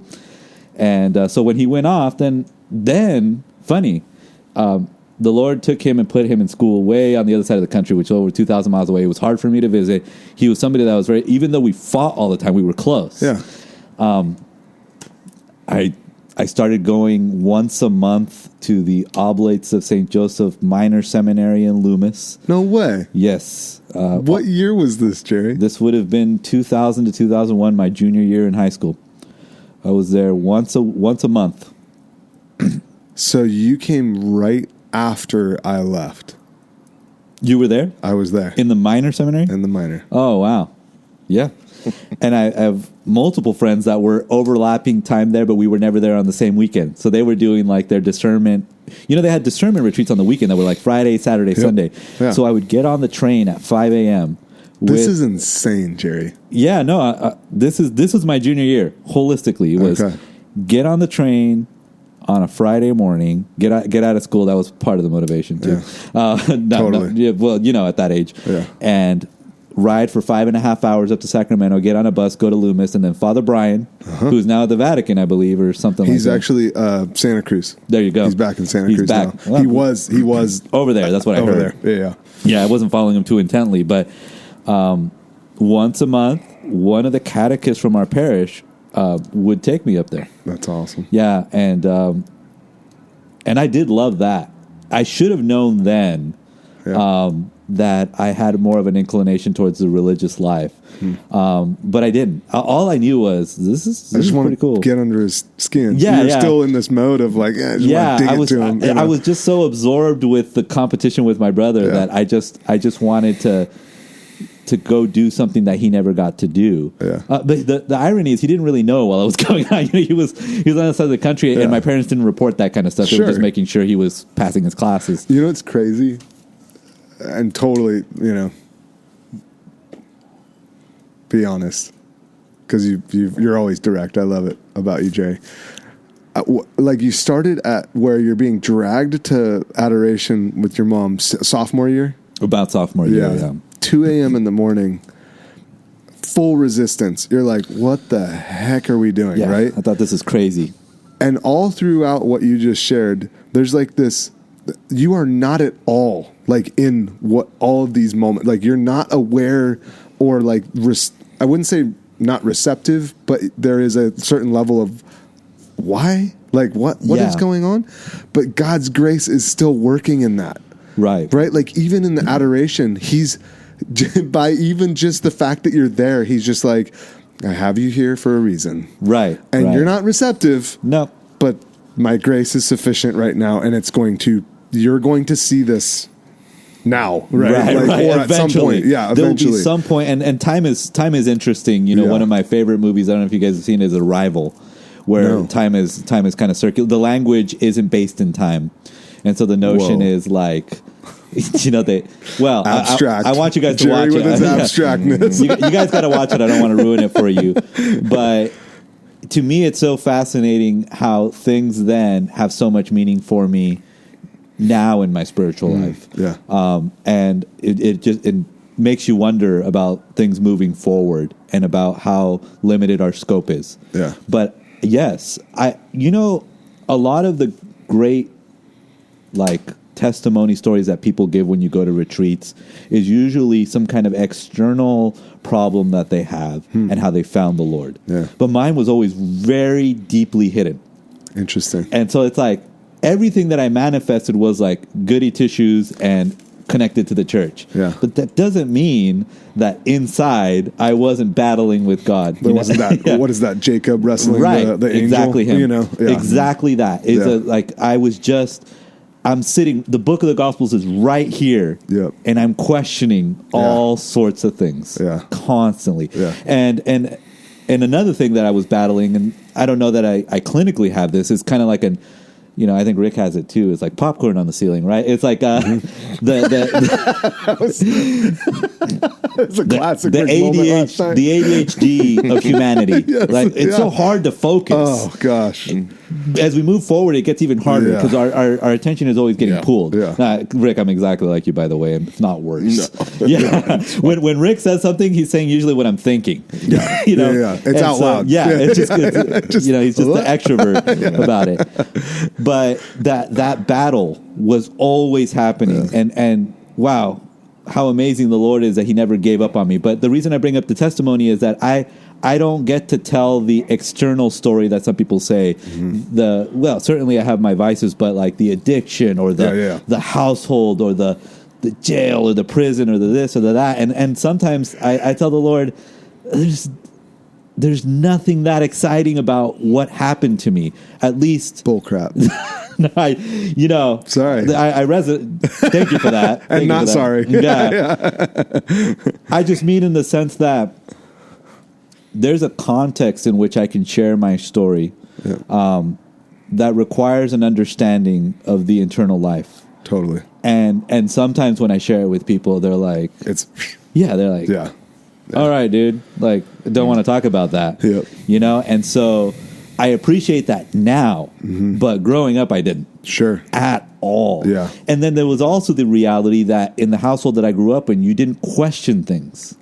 You know, so I became a philosopher because I grew up in a world that was a little bit more black and white. Yeah.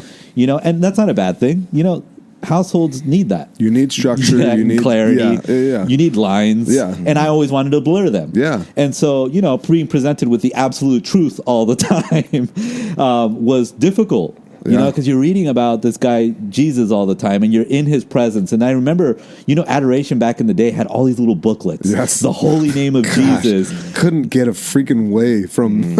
ever. And it was like, great. And they were always getting handed to you. Oh, and yeah, you're just like, why? I got this why book do like I 8 times. I brought my own. Yeah. I don't need yours. Yeah, this is mine. Eucharistic miracles, all that kind of stuff. Yes. I always... This is how sheltered I was. When I met people and they started talking about Eucharistic miracles like as it was like some phenomenon, I was like, I thought we all knew this. Yeah. Didn't you That's guys new? know? Yeah. Like, I read all of them in Italy that was going on, and then all over the world. You know, that's how I was passing the time. At that time, I thought I was just burning time. Yeah. You know, I was just burning time in front of you. He was just working on me, Yes. you know? And so I can see that now. Totally. I had no clue then. Yeah. And I had no clue the impression the Oblates were making on me at the time.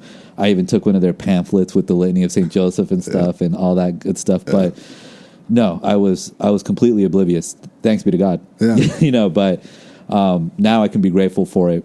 And I can kind of resource some. I don't have a great memory for a lot of things, but I can resource a lot of those moments. Mm-hmm. Yeah, but I'm still sorry. I've been listening. I'm just tripping out that like we literally passed. I got back home, so I went. So you were still in high school? Yeah, going. Mm-hmm. Yeah, so I went as a freshman in 96, 97. Well, it's 4 years back from 2001. 97. 97. Mm-hmm. 96, 97. Yeah, went freshman year and then came back. But we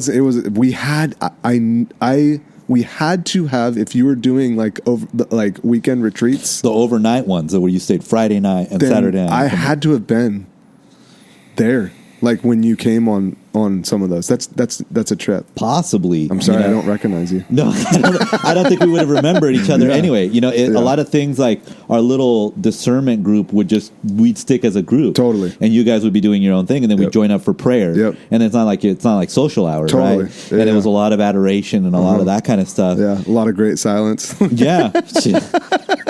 You know, it was, but which I'm so envious of now. Me too. It's one of those things that I'm growing to appreciate again. Yeah. But back then, I liked silence because in our household there was never silence. Sure. You know, so it was like, oh, this is kind of nice. But I liked it for a superficial reason, and I can say that now, quite honestly. It was just kind of like, oh, this is nice. I get some quiet time, and I'm going to read about this stuff. And I think I remember you guys had a library with like a huge picture book on Scientology. I learned all about Scientology at that time. I think I saw it. I don't think I ever cracked it. Oh, yeah. I just wanted to consume everything that I thought was cuckoo bird. Yeah. You know, and like I thought, that's about as cuckoo as it really is. You know, you're walking down the street and you see this stuff with the readings and the things that they do. So I opened up the book because I wanted to understand what they did, and then I just thought, oh, I'm never going to get close to those people again. Yeah. I imagine they thought the same thing about us, but totally. All right, let's take a break. We're going to throw a log on the fire, and then we'll get right back. Hey guys, Eli here from Circa Ignem. Hope you're enjoying this week's guest so far. Just want to take a quick second to invite you to join our online community on all your social media platforms. We'll be sharing wholesome, Christ-centered content, and you can always stay up to date on the latest news and episodes. Listen, like, comment, subscribe, and share with all your friends. Thank you. And we're back. Awesome. Logs on the fire, warmed up. Got that green tea. Poncho on. Got that 108.6. Round two. All right. So, where were you born, Jerry? Well, I was born in Bakersfield, California. Okay. You shared that actually in your intro. Yeah, So, yeah. way to spoil it. I was trying to get I was trying to get ahead of the curve there. Just trying to shorten the show, but Yeah. Well, way to But the drudge- not so lightning went like not so lightning. yeah, right. I didn't want to have to say it myself. Now you forced me. You forced me to admit that. Yeah, the southern end of the valley. Okay. What part of Bakersfield? Well, if you're familiar with Bakersfield, the 99 goes right through it. Yeah. And then you have to hop on another freeway. 58? The 178. Okay. That's the one that goes out east, Yep. like to the northeast. And there's a hospital there once you get into just past the roughest part of Bakersfield, Okay. called KMC, Kern Medical Center. Okay. It's where all the trauma goes, like gunshot and all all the crazy stuff goes there. Naturally, I was born there. Yeah. Wait, why naturally? No, it just makes sense. Because of proximity. Yeah. The 178 is like the 168 of this area. It just Okay. kind of cuts at an angle through the eastern part of Gotcha. the metropolis. It The connects one that the takes more. you to leads into Tehachapi the- in Vegas, right? Yeah, except for it's the opposite of Clovis. Clovis, the signs turn brown and the people turn white. But in Bakersfield, it just gets browner. Yeah. I was going to say, is it like the 168 that it leads into the class of the town? Or? Yeah, the class. I love that you said that, Jerry. Yeah, Because if I said it, it wouldn't work. yeah, What can you tell us about Oildale? yeah. What I can tell you is something. I'll take the humor right out of the moment. Oh, shoot. The very first African American family that moved into Oildale in the 90s was murdered.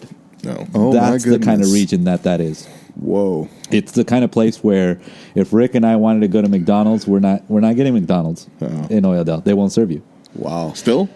Depending on who's up front, yeah. But I have a buddy who has a classic story. So he went to West High, which is in the western part. Well, it was in the western part of Bakersfield. Now it's right in the middle. Yeah, because of sprawl. Right. Yeah. And so they played North. North is in Oildale. Okay. And they went to play North. And so after the soccer game, they hit up the McDonald's and they wouldn't serve them.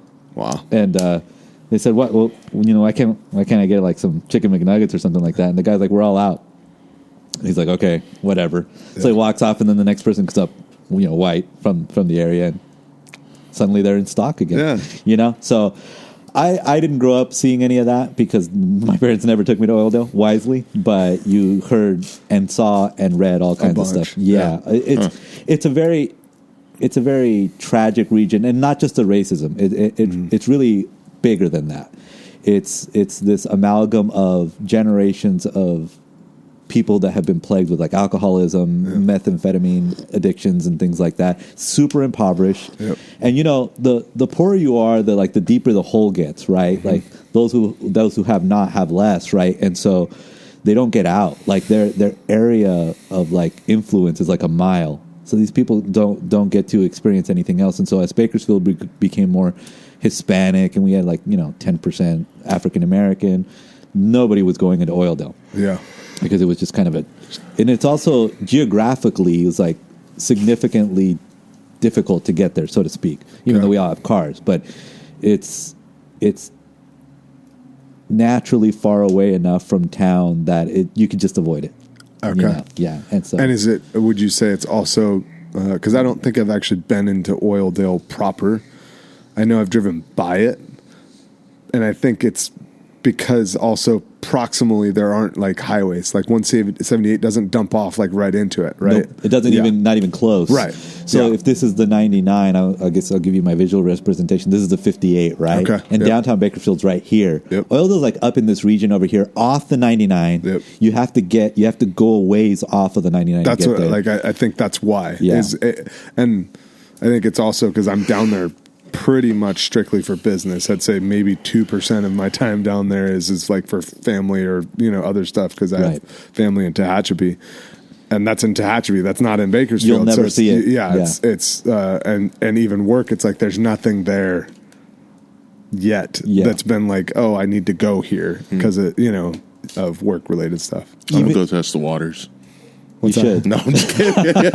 Yeah, Rick. I'm going to go test the waters. If you're feeling kind of like you just want to get into a brawl with someone, that's where you're going to You go. feeling your oats? Yeah. The other thing we joke about is if you want to test your reflexes as a driver, people there just cross the street willy-nilly at all hours, all the time. And some of the streets are 45, 50 miles an hour. But or they're on bicycles or on road bikes. Or So on they dirt really bikes. take the pedestrian right of way seriously. No joke. I mean, you will be like 10 feet from somebody and they'll just jump right in front of your car. There's somebody hit every day there. But part of it is they're not aware. Yeah. There's a lot going on. A lot of different chemicals going on. Yeah. Wow. A lot of friends who had people that had businesses there that had to vacate. It's just too hard. You know, people tripping out in their stores or things like that. And so it's a rough area. And my sister, I call her like a kind of a version of Mother Teresa because she's still kind of searching in her faith. She grew up in the same environment that I did, but she's still working that out. Sure. But she works right in the heart of that area. Wow. And special ed, Okay. mild mod, and sometimes severe kids. And I don't know how she does it. That's 7 hours straight of kids who just incredibly hard to keep focused. Yep. Emotional disturbance, all kinds of stuff. She has to go knocking on doors sometimes. Horrible fathers. I mean, really, truly horrible things. And so she's seeing the real ugly side of all of it. humanity. Yeah. She is. And so I understand some of the questions she has sometimes when she comes to me. But I'm also hoping she discovers the truth behind that too. But she does see the brunt of it. And I liken to think, this is just me projecting, is that part of what keeps her going in that is that she does have a deep faith in there. She's just sorting that out. Okay. Kind of like Jerry in his teen years, not knowing what's going on, but she's in the right context. Yeah. There's a conversation going on. There is. Yeah, I have no doubt with the things that she's doing, that she's wrestling with things. For sure. But Oil Dell, yeah. Okay. Manny, you brought up the thing that no one in Bakersfield wants to talk about because it's too difficult. Yeah. It's just like the stain on Bakersfield. As if Bakersfield always gets ragged on anyway. Yeah. By everybody from But Oil Dell makes it even worse because it's primarily, from what I recall historically, it's where the Okies primarily settled. Correct. It is, and they lost a lot of their work because now the oil rigs aren't all they're not flourishing. Yeah. But that's where all of them settled. Yeah. And again, this is not about placing blame or anything like that. Right. But a lot of the education circles that were formed there weren't to help them. You know? And so it's like the cycles just kind of keep repeating. It's like what you see with sometimes with migrant workers and things like that. There were no resources. Yep. So you, of course, 3, 4, 5 generations, well, probably more like 3 of kids who have no clue what a healthy life looks like. Yes. No clue. They don't. And we call them food deserts too, right? Like if you go to any store, any shop, breakfast there is a donut. Yep. Lunch is Taco Bell. Yep. And then dinner is Little Caesars Pizza. Yeah. That's all they Or have. some sort of microwave meal. That's all they have. Yeah. That's all they have. And that makes sense to me because if you go to any of the stores, you're not going to find a banana. No. It's just it's not going to happen. Yeah, a tomato. Yeah. Yeah, you're funny. They wouldn't even know what to do with it. Yeah. Yeah. Yeah. And that's not even an exaggeration. They know stuff because of the internet, but could they use that for their own meals? Yeah. Yeah. And that's tragic. Yeah, that's crazy. It's crazy living in a first world and there's these pockets like that still exist. Right. Right, where you're like, wow, you know. Okay. What's your earliest memory that you recall as a child? Well, like I said earlier, I have a terrible memory, but And I actually need to frame this. It doesn't necessarily need to be like a happy memory, right? But what's just your earliest memory? Because I actually originally I had to rework this because I assumed, right? Like I was assuming that everyone's childhood was golden, and all of a sudden it was oh no, that's not some. Let me affirm you in that was the case for me. I had a wonderful childhood, and that's part of the reason that I liken to think that I'm tormented now. Okay, in a joking way, right? But totally. The world is very broken, and I grew up in a picturesque life, and when we didn't have a lot of money, I was too little to know that. And then as I grew of age, we had more things, but it wasn't really about the things. Things were provided for, and we were never lacking. Yeah. But I would say I think I can project some memories based on pictures and stories that were told. Speaking of what we're doing here, of I'm told that when I was 2 or 3, you know, I would take eggs out of the fridge and test them as like balls, you know, and just a dozen. I was a dumb kid because I got to 12. You know, my mom was like, "You took out the whole dozen." Watermelon looks like a ball. Same thing. Sorry, I'm going to ruin your guys' That's awesome. sound setup. You know, everything. I tested everything because I thought it was a ball, but it wasn't. I was still in a diaper at that time, but I could walk. I don't really remember that. I remember that vicariously through my family telling stories about that. Yeah. What I do remember, and it is a very joyful memory, and it's the reason I own bikes and don't always use them, is I remember my dad building my brother, myself, and my sister our very first bikes. Yes. In the garage. So if you imagine, you know, in your backyard, back there was where we parked the car. Mm-hmm. And it was like this offshoot that was standalone. And the garage door opened old school. You had to open it by hand. Yep. You know, there was nothing else. But there was cracks in it. And my dad never fixed those things. So when the light was on the inside, the light would shine out. But if you put your eye up against the crack, you could see in. Nice. And so he thought I was asleep, and my brother and sister were asleep, but I never was when they were. And I remember I knew that when he went to do special projects, which was like stuff he wanted to keep secret. So I must have been 4 or 5. I don't remember the exact year. Okay. He was working in the garage. It must have been 9:30 at night. We were supposed to be in bed. Mm-hmm. I snuck out, and then I looked through the crack, and he's building my bike for Christmas. Yeah, and I was so stoked. That's so cool. Yeah, and every time I knew my mom wasn't going to catch me, I'd try to go watch him work on it because he worked on it for like a couple weeks. Sure. You know, he only had few key moments where he could do that. He built all of us a bike. That's so cool. Yeah, and I think to this day it's why I love bicycles. I don't ride them all the time. Sure. And I brought two up to Clovis when I moved up here. Okay. I haven't ridden them once, but I want them there. Yeah. It's just kind of some kind of like a comforting. Yeah, it's like some kind of emotional comfort as I walk by into my room because I have access. I'm living with a family from the parish right now, and I have my own access to the room. But I walk by those bikes every single day, and that's one of my earliest memories and one of my fondest ones. For cool. Sure. Yeah. Well, were they BMX style, or what style of bike were they?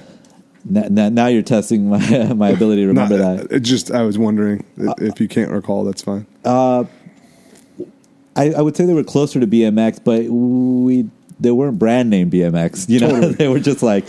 Well, I relate because when I was 5, my dad built like a BMX style. That's why I'm saying style, because it wasn't BMX. It didn't have all the stuff.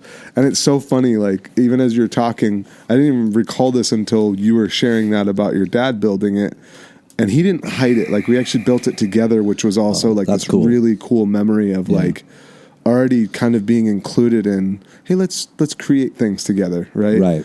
And but it's funny that do you guys remember the handlebar grips that you could get that would have like the extra like kind of flange out, so it'd come off the handle? Yeah, I just remember being like, oh, this is like I've arrived, right? Like it wasn't like the classic like with a bunch of bumps, you know, all the way around and just circular. It was like you could kind of do this. It was almost like a motorcycle type thing. Yeah. And then like when you could like kind of get some air on it, like you could kind of use that as like I can. It's so random how these memories like surface, you know. Right. But yeah, that's awesome. That was when you're a kid and you have a bicycle and you live in a neighborhood that you can use it. Yeah. That's next level. Yeah. That's freedom, right? Totally. And it also means that your parents trust you enough to use it. Mm-hmm. And that was the case. And so me and my brother would mob around. My sister wasn't the biggest fan of it. Yeah. And she was also really little. If I was 4 or 5, she was 2 or 3. Right. So you got her a little thing, you know, with the training wheels. Your parents are still having to kind of like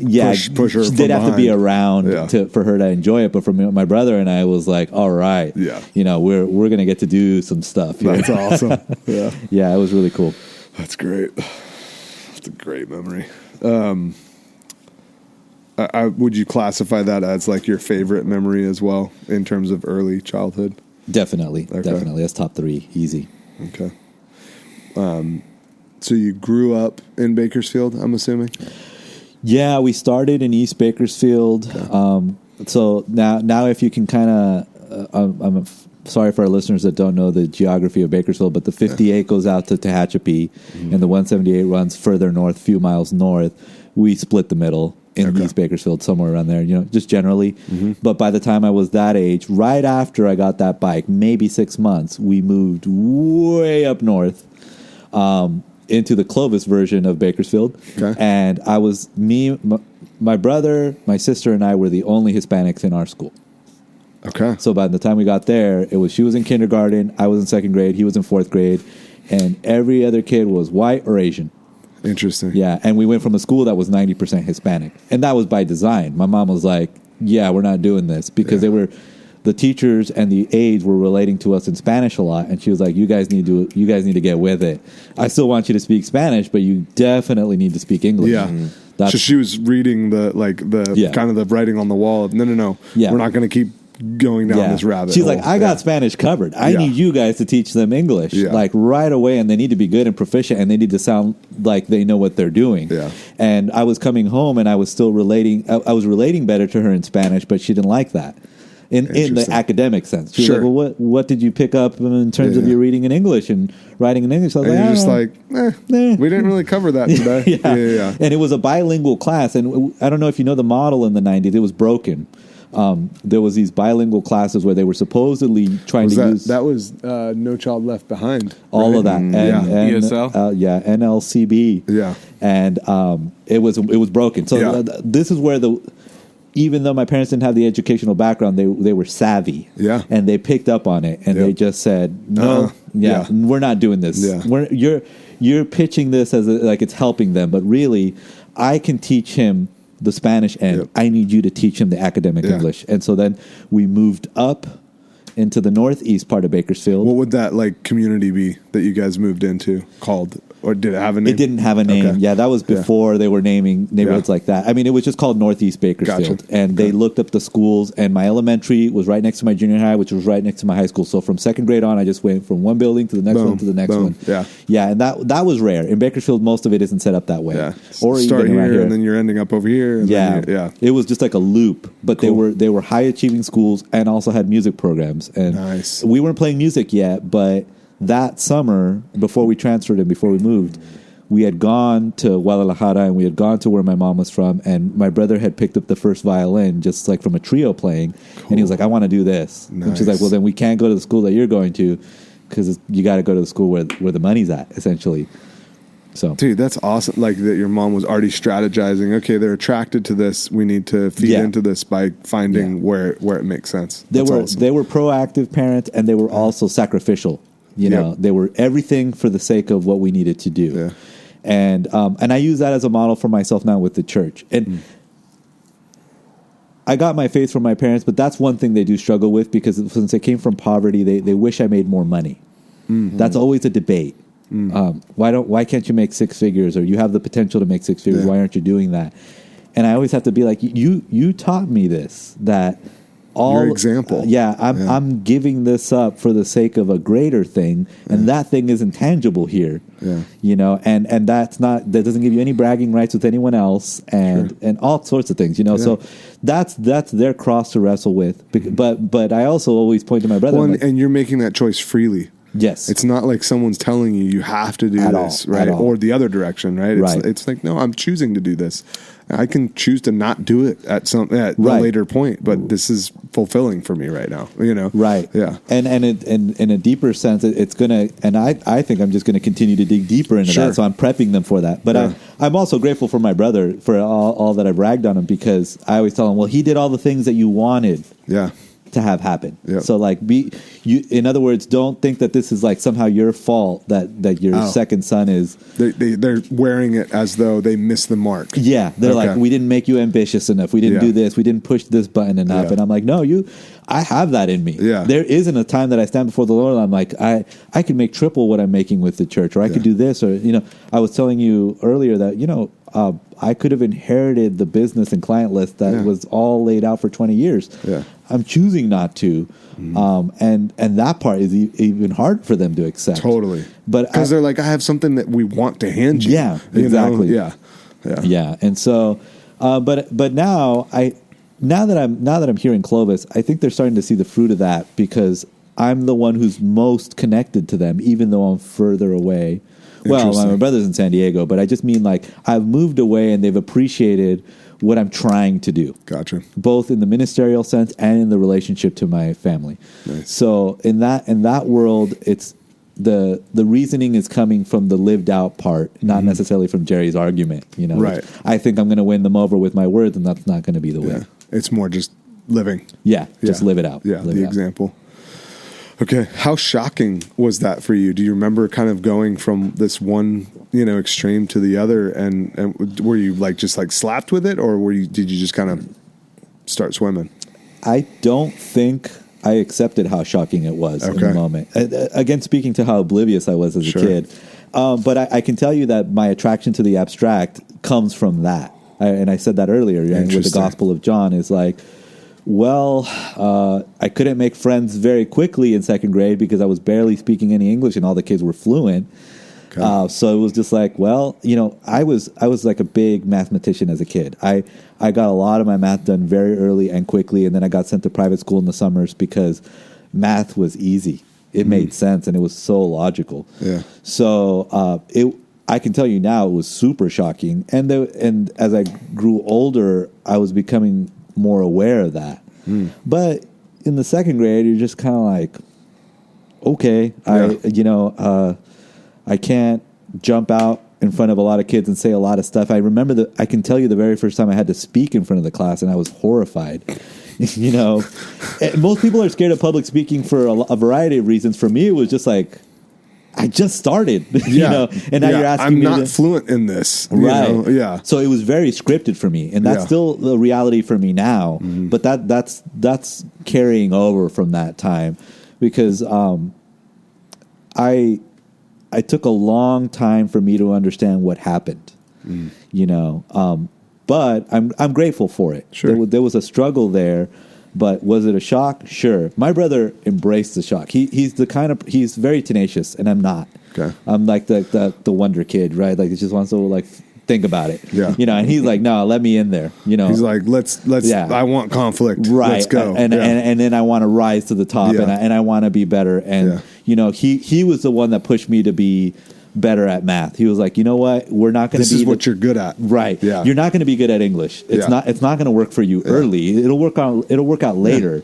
He's like, but math makes sense because that did make sense Do from it. kinder on. Yeah. Yeah, And I just did. do it. Yeah. And I competed and we did all. I was a super nerd in that sense. That's you know, awesome. like I was done with calculus by 8th grade because Oh my goodness. because of my brother, because it was like, this is what we can do. And Yeah. we can do it fast and we can do it well. Was your brother good at math as well? Very much so. Okay. Very much so. So I just kind of rode his coattails in that sense. It's so awesome to me too, because the musician side of that totally figures, right? Because It it's does, yeah. all math, Yeah. All the 8th notes and the 16th notes and the 32nd notes and the Yeah. 64th notes, all of the math that's involved with that was organic for me. Yeah. It was just like, you guys, this isn't even hard. Yeah. And the other kids were like, what? This is addition, subtraction, guys. Right. I'm already at physics. Right, Like- right. But it was very, very narrow. It was Yes. very, very narrow, Yeah. and that part also was connected to Catholicism because in the summers, the school that I was going to was Garces. That was the Catholic high Okay. school down there. Yep. So it was like I was getting introduced to that culture in a healthy way and some challenging ways. Sure. And also learning math because it was just what we had to do. It was Yeah. just an expectation. We just got to push Yeah. and we've got to rise.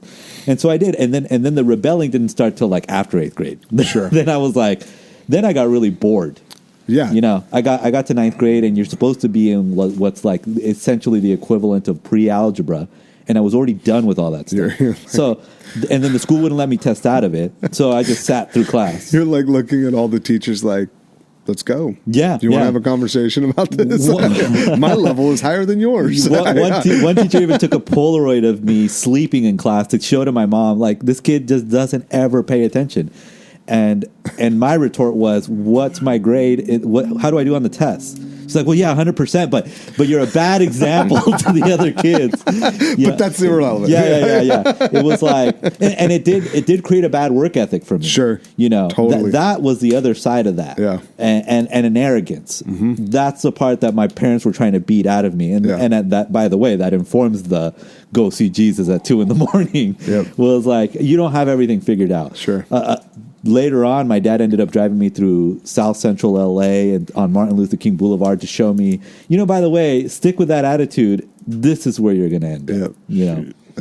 So I had to learn in very concrete ways because I was just living in a different space. In the abstract. Yes. In my head. Which at some level, yes, math is very concrete, but it can become abstract in terms of, well, no, let's run with this, right? Like, because it's all formulaic and it's all theory. Yeah. In terms of at least what I hear you saying, I never lived in the very few. This was long before, remember, Common Core and all that nonsense, right? Gosh. I still can't. Right. The kids do it, and I'm just like, sorry, I can't help you. Like, I just can't. But the biggest struggle was those big, long paragraph, complex problems, right? And there was concrete examples in there, but I always kind of just disregarded all of that and just figured out the equation from it. So I was always abstract. Yeah. And that was why I always had to get pulled down, not in a pride, not in I was better than everyone sense, no. Just ground Come this down kid. to earth. Yeah, get down here. And that was because I have to be lenient on myself there while being realistic about where the growth was needed, which is connected to the fact that was the only thing that I could grab onto. Yeah. And so that's where I have to forgive young Jerry, but that I was not willing to deal with it. That was clear. Totally. That was clear. I was just avoiding it. Yeah. And my poor parents, they threw everything they could at that. And I did everything I could to conceal what I could from them. Speaking of a mask, it was just play the parts. And if I juggle this just right, I'll get away with it. Gotcha. But God's sneaky. And he can get into those spaces. Dude. Yeah, it's funny. I resonate with it because I was fine in algebra. It's fine with a lot of the earlier, at least what classically would be 7th, 8th grade, where you'd be at. And then you get to for me, algebra 2, I was just this doesn't make sense. Right. But geometry, between algebra 1 and algebra 2, I was everyone gets this. And not everyone got it. No. It was totally for me that, again, I'm very tactile in learning. So geometry I'm not abstract. It's no, if you hit a ball at this angle and then it touches this ball at this side, it's going to go this way. Right.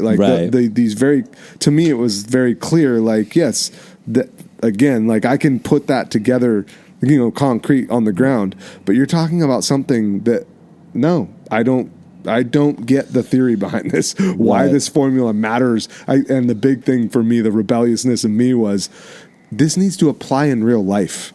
Yeah. Right. Tell me how this actually will apply in real life. And guess what? Not one teacher could really give me a really solid answer as to, and I'm not saying it doesn't exist. Right. I'm just saying they didn't do a good job of communicating, hey, Eli, this is how this will actually really apply in your real life. It was okay, well then I'm not going to apply myself at it. This You're isn't, I'm right. Yeah. So. Yeah. Okay. So that's you mentioned up to 8th grade. Anything between when you moved to the newer area that you touched on a lot there. Is there anything specific that happened in there that you want to zero in on? In terms of my just development? memory, experience, maybe specifically in terms of relationship with God and relationship with church. The thing about Catholicism for me at that stage, and really kind of my whole life, is that it was always organic. It was just a part of who we were. Sure. And I mean that in the best way. Totally. We have a lot of generations of Catholics in our family going back through Mexico, and I would do well to trace it, but it was always just a part of our rhythm of life. And I would say that our parents always lived it too.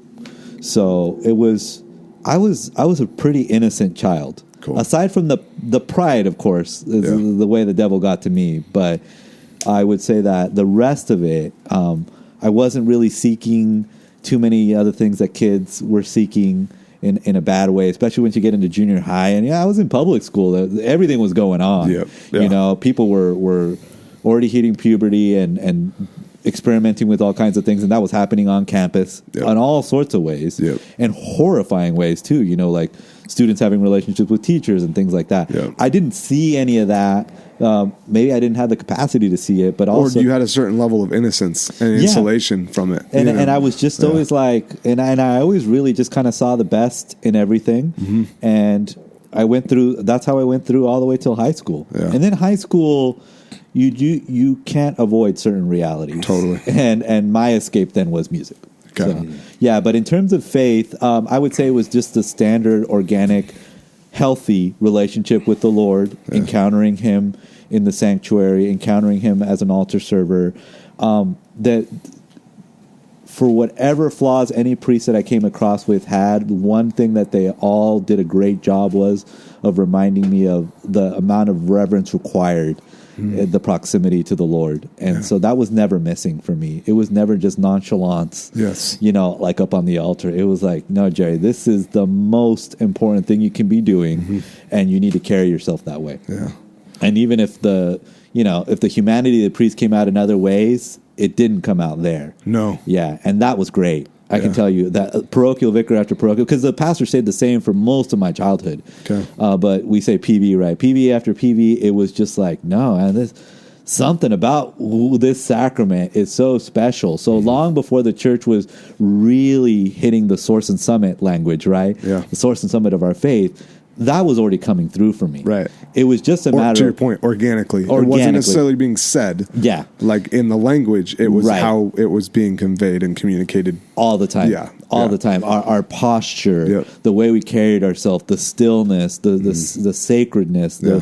the silence, the reverence, all the things that we're trying to capture now at OPH, that all existed Yeah. then and was very clear. Yeah.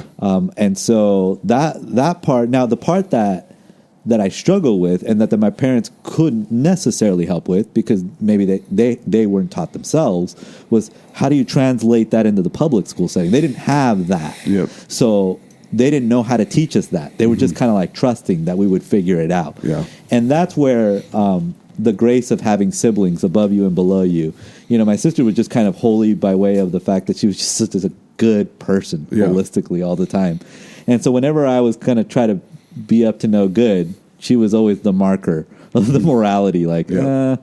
maybe not. Do you really want to do Yeah, that? like- and she was always, when my brother and I were getting into trouble or fighting, she was always the alarm bell. Gotcha. It was like Yeah. mom and dad are going to find out because sister's right there. Yeah. Yeah. Yeah. She's gonna open her mouth. Yeah, she Maybe is. not intentionally rat us out, but she's gonna say something. Yeah, it was never out of malice, and Yeah. it was always out of concern for us. Yeah, so, totally. And that's the grace of having siblings. Yeah. Yeah. I totally relate to like what you communicated because I grew up in an oblate run, Nice. church, and I remember distinctly experiencing mass non-oblate, where at the epiclesis they would spend it. Now it's kind of carte blanche, but they would spend like what we feel like is so much time at this moment, and yet when you're raised in it, you're like, no, this is normal. Yeah, like, this is the highest point in this prayer right now, right. And you don't know that at the time. Like as a kid, you're kind of like, no, this is just what we do. This is what we do, right? And then you go to a mass where it's like it's. I don't want to disparage priests, but it's just kind of run through. It's like here he is. Yeah, yes, instead thank of you. like That's a good way. Yeah, right. yeah. Like this whole like. It's so casual. Yes. Oh, by the way, here he is. And you're like, wait, what? Whoa, did that? Wait, Yeah. that was like a drive by, Right. And so yeah, like it's awesome. Like just thinking back on that for myself, like there's like these. It didn't need to be said. No, It just was there. it was lived out. Yeah. and it was understood. And so when I started seeing it other ways, like you, I was a little bit shocked. Yeah. I was like, whoa, this is really casual. Yeah. Yeah. So without really speaking to, Yeah. and don't want to speak to the character of anyone, it was just something was lost in that process, and now it's being found again. Totally. Because we need to act like what we believe. Totally. That's really it. Like, because if we are too casual about it, then people are really going to question, do you really think he's there? Yeah. Because it doesn't seem like it. Yeah. So I was listening to your point. This is a cool, like juxtaposition of Father Augustine Wetta He was a guest on Matt Fradd's show, Nice. Pints with Aquinas, and he's Dominican. And he was sharing how he became really good friends with, of all people, an Antifa member who was also Muslim, and they had these beautiful dialogues. Not like, so he identified as Antifa, and the way they met was Father Augustine asked his superior, "Hey, we're called to go into this, right? Like he's in, he's based out of Georgia, so all these riots, all this stuff, all this clashing's going on there, and he's like, Father Superior, like." This is our call. Like, I need to be there just to hand out water. I'm not going to put myself in harm's way. I'm not going to try and die by this. Right. So he ends up bumping into this dude. I apologize. I forget his name, his friend. They're now really close friends. But bumps into him, literally gets like jostled by him. And this guy notices his garb. And he's like, what are you doing here? You know? Yeah. And he laughs. Father Augustine laughs because he almost blended in with the Antifa members because of the garb. Right. Like it was dark, Right. it was black, like relatively black with like the white, out on the sides and stuff. But he kind of got like just absorbed by them. And then all of a sudden this one guy was kind of like, no. Like you're not wearing what we wear. Like you clearly are doing something different. Right. They got in this dialogue and he called him out at one point. He said, if you guys actually treated the Mass the way you say you should treat the Mass, and the way you say that you're supposed to behave in the Mass, then you would attract way more people. Right. And this was someone that doesn't believe. Right. But he was calling out Father Augustine on like, so you say this, but then I've been to services where the way that you guys act is like, might as well be at a Sunday brunch. Right.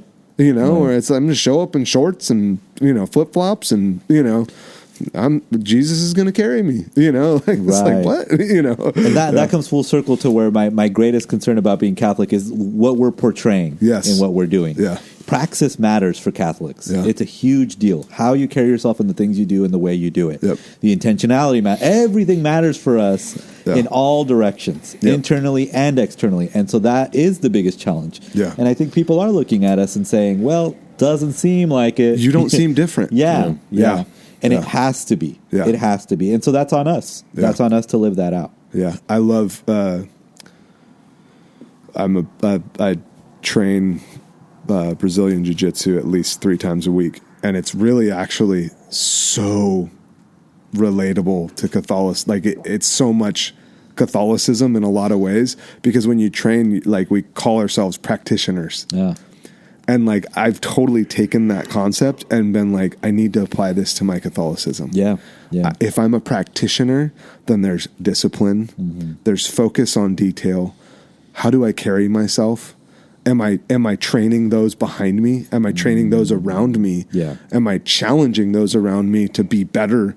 Yeah. Maybe not necessarily in word, sometimes. Yeah. Hopefully most of the time, but sometimes just by being who we are, right? Like that slight difference of like, why is he different? Yeah. What is making him different? Why can he take insult better than me? Yes. Why does he stay calm in that situation? Why doesn't he lose his mind Yeah. in a situation where he should lose his mind? Right. Or we think he should lose his mind. Right. Where I'm used to a man his age having anger about this. Yeah. Things like that. Yeah.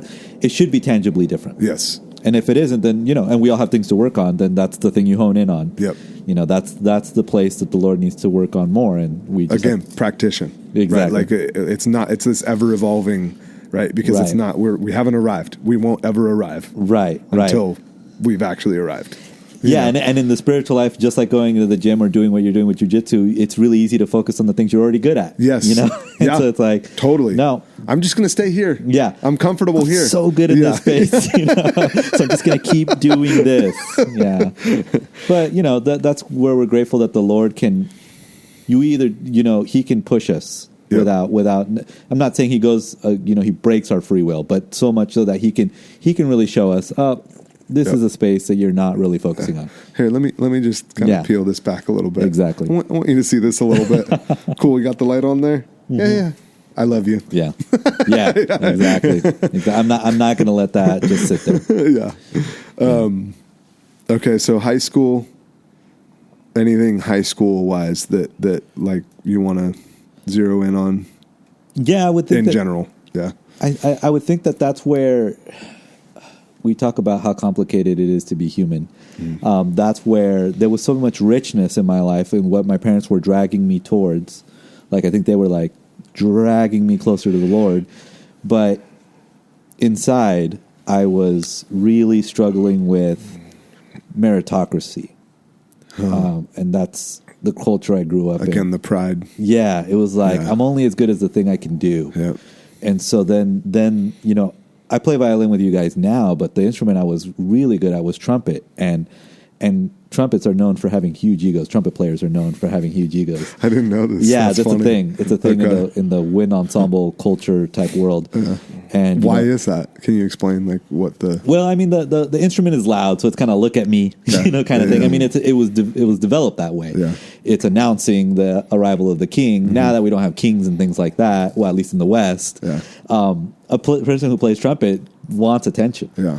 And so, you know, violin is widely, this is a simplification, but it's widely considered an introvert instrument. Okay. And trumpet, not so much. Yeah. And I've always had that kind of Dance. that Yeah. back and forth. But I really leaned into the trumpet in high school and the money that was being offered that way because I became a mariachi at the time, and then you know Okay. you wear the suit, and I was this tall, you know, And you're just nailing. and I was all killing this. it, Yeah. and I was killing it, and you're making a lot of money for a kid. You know, $500 on the weekend, $1,000 on the weekend was a lot. Oh dang. Yeah, I was making a lot Still of a money. lot. Yeah, it still is. It still is. Yeah. I wish I could make that kind of money now. Yeah. But in terms of just an extra side gig, but yeah, I was playing, 3 or 4 gigs. So that's 3 or 4 hours or 6 or 8 hours on a Saturday as a trumpet player. And then I was in a youth mariachi that was getting to play with the world's top mariachis. I played with the top 3 mariachis in the world by the time I was 13, 14. That's it was so awesome. really getting to my head, Yeah. especially when you get up on stage and you're standing next to guys that are twice your height, but you can play at their level. And you're just Yeah, and I'm killing dialed. it. Yeah, Yeah. and I'm just doing it and that thing. But then again, the foresight of my parents to see that this isn't the world that we want for you just pulled me right out of it, and I was pissed. I mean, I was 14 again because the meritocracy. Yeah. You've proven yourself. Right, I was like, Yeah. I'm doing it, and in Yeah. fact, I got offered to be in like a subgroup that was going to train me to be in a professional group that's in LA. Okay. And a buddy of mine who's in that group now, we were both offered that at the same. Well, he was a little bit older, but he was about 2.5 years older than me. But I was 14, he was 16, and I remember when I got offered that, I told my parents I want to go. Yeah. And they're like, nope, you're staying right here. You're going to school and you're finishing and you're doing all that. So then when I was broken of that, well, in one sense, in one channel, my parents broke it, but I found other outlets, Sure. and I just kept You had looking to for feed that. the beast. Exactly. And you don't know any better. You're a teenager, Yeah. right? So then I was playing in, like an all Southern group and an all state group and things like that. And then I got offered the scholarship to go to state here. So that's when I finished Meaning Fresno State, for those that are listening. Yeah. Right. Yeah. So yeah, I was either going to go south because UCLA was down there, or I was going to go north to Fresno State, and just kind of looking at the numbers, I thought, Fresno State's just far more practical, and they're going to Totally. pay for everything. Yeah. Cost of living. All Yeah, that. all the whole gambit, because all the scholarships were going to pay for everything. I didn't have to live on campus. I was already living in an apartment as a freshman. My car was paid for, all this kind of stuff, Nice. and I was cruising. Yeah. But while I didn't do my confirmation in high school, Okay. so when I got to state, I was going to the Newman Center and I was in the confirmation program. And that's really when all the wheels started to turn in regards to like, what's it all for? What am I doing? Yeah, like, Yeah. what am I trying to prove? Yeah. And for what? Yeah. Like, what's the end game of this? And Well, so, and it's never ending. oh, yeah. Can I like, I don't want to assume, but all this leads to that beast More. just needs to keep being fed. Yes, Yeah. more. The ceiling, there is no ceiling. There's no ceiling. Yeah. Especially for someone who started so low. Yes. So it was like I just kept looking up into the stratosphere, and I wanted to be there. Yeah. But thanks be to God that when I was confirmed, I knew it wasn't for me. Okay. Yeah, like at least that life of climbing in the musical world. How did that get revealed to you? Like, what was it, like a big thing or just a pretty simple, like, both and Okay. there were moments. the paradox? Yes, that's right. It was a life lived paradox for me.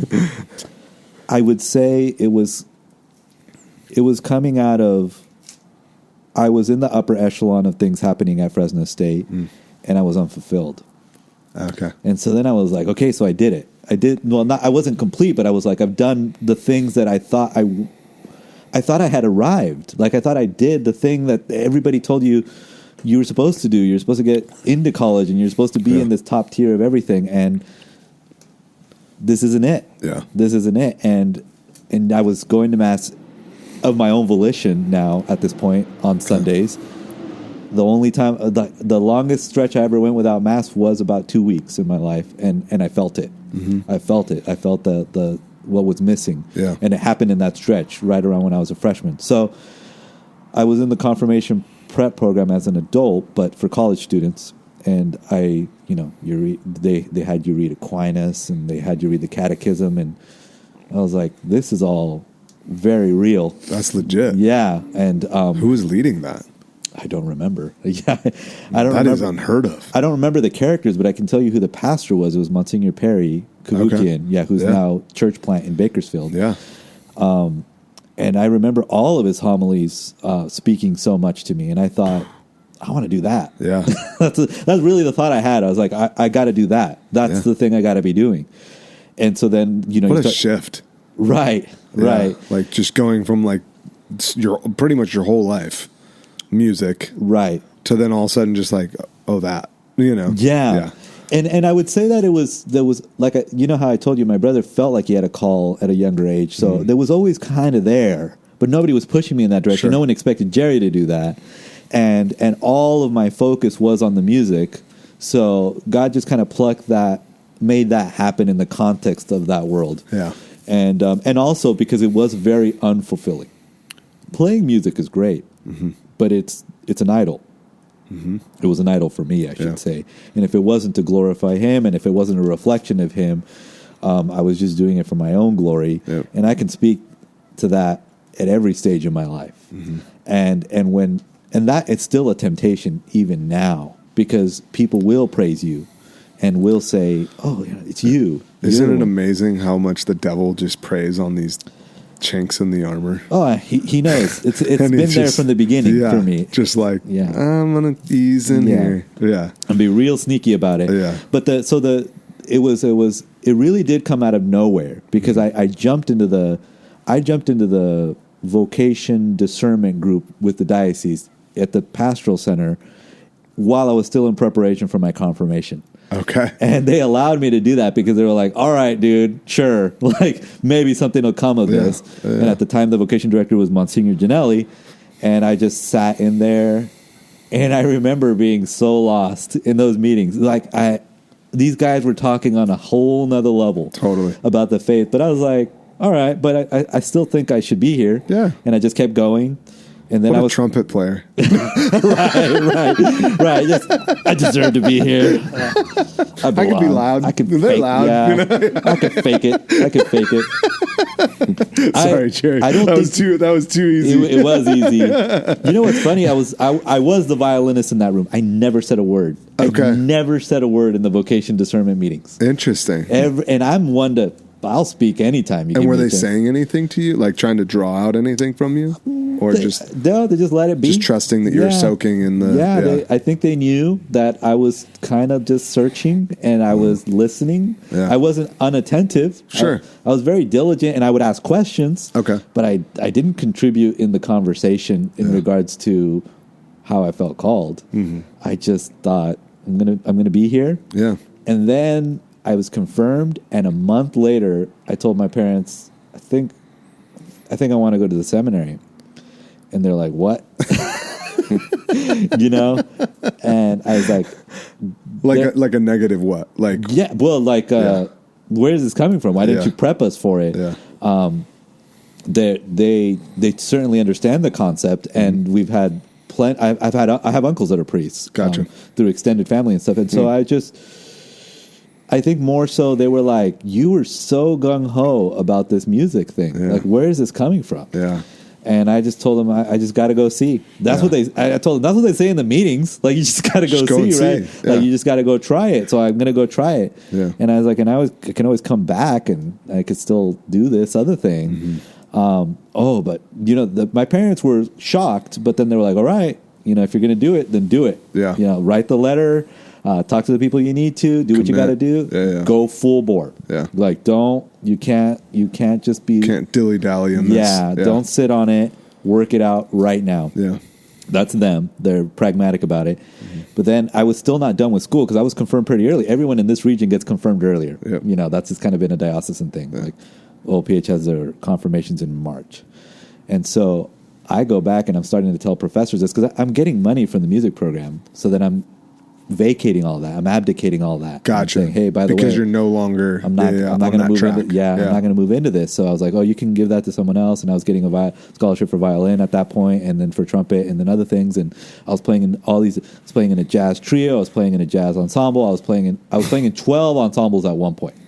So then I have to tell everybody. Did you sleep at all, Jerry? Not really. Yeah. Not really. It was like go to bed at 1, get up at 7. Ooh, just like 6 hours. Yeah. I don't know how I did it then because now I need lots of sleep. Oh my gosh.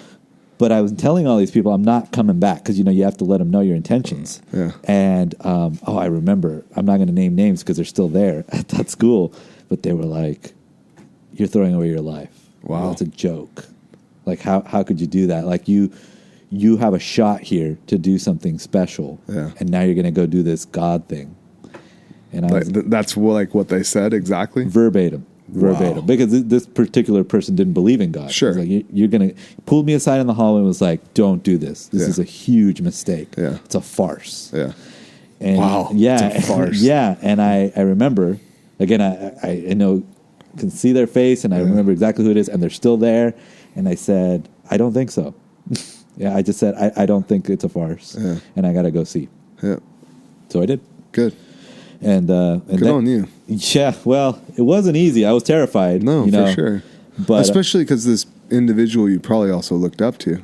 Very much so. If he's pulling you aside, or I'm assuming he, It was personal. Yeah. It was personal. So it just as much as it's personal in relationship to the Lord, it was personal for them. Yeah. And so... But also that meritocracy. Right? If he's recognizing the talent and the potential, it's like, how hard is that for you to go, oh, gosh. Like... I had to reject it right there. Like... I had to renounce it. Yeah. And those were bigger moments for me than some of the things that other people got to see. Sure. Those were behind the scenes. And I remember being terrified to tell some of my professors that that's what I was going to do. Yeah. There was some Christian ones, so they were at least like, oh, that kind of makes sense. And you've been going to the Newman Center, so okay, cool. Yeah. But other ones I knew it was going to be met with animosity, frustration, anger. And I got that. that.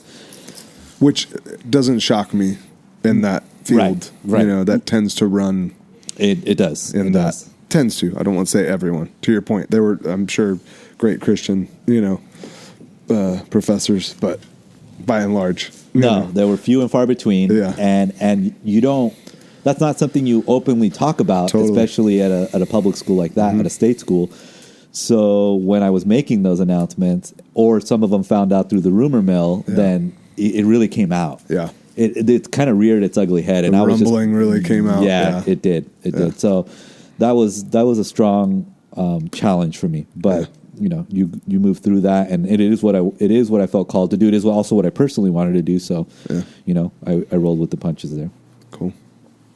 Okay, so come and see.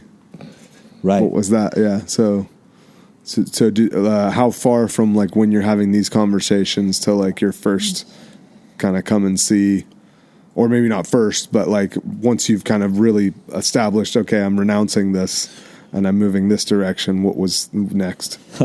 Well, that's where the Lord has a sense of humor. So it's never linear. No. It's like I thought I was like right on the precipice of going off to seminary, which I thought I was going to St. John's. Okay, but let's date this. This is circa 2003, going into 2004, and the scandal is broken out already in Boston. With the Catholic Church, right? With our church. Yep. And it's moving over to the West Coast. So what did LA have to do? They settled that case for 585 cases at $1 million a victim. So they needed $585 million to pay off for that court case with the sex abuse. Right. Yeah. So they sold the college seminary. They sold St. John's in Camarillo. And at that point is when I was going to enroll. So the diocese calls me up and is like, we can't send anybody to the college in Camarillo. You've got to go to Mount Angel. But I was too late for their deadline. Okay. So this was all happening very quickly in the summer. Even though I was in dialogue with them, the process was going towards St. John's, but St. John's transferred all their college students up to Mount Angel. Oh, wow. And then they let everybody know, maybe a little late, that, oh, by the way, these applicants, they're going to have to apply up there. I was too late. And they're not a shoo-in. It wasn't like... Nope. Yeah, it wasn't another a for sure institution. transfer in. Yeah. Okay. So especially new applicants. So the bishop and the whole team, the vocation team, had to switch gears and get me to apply to Mount Angel, but we were late for the deadline, so I didn't get in the fall.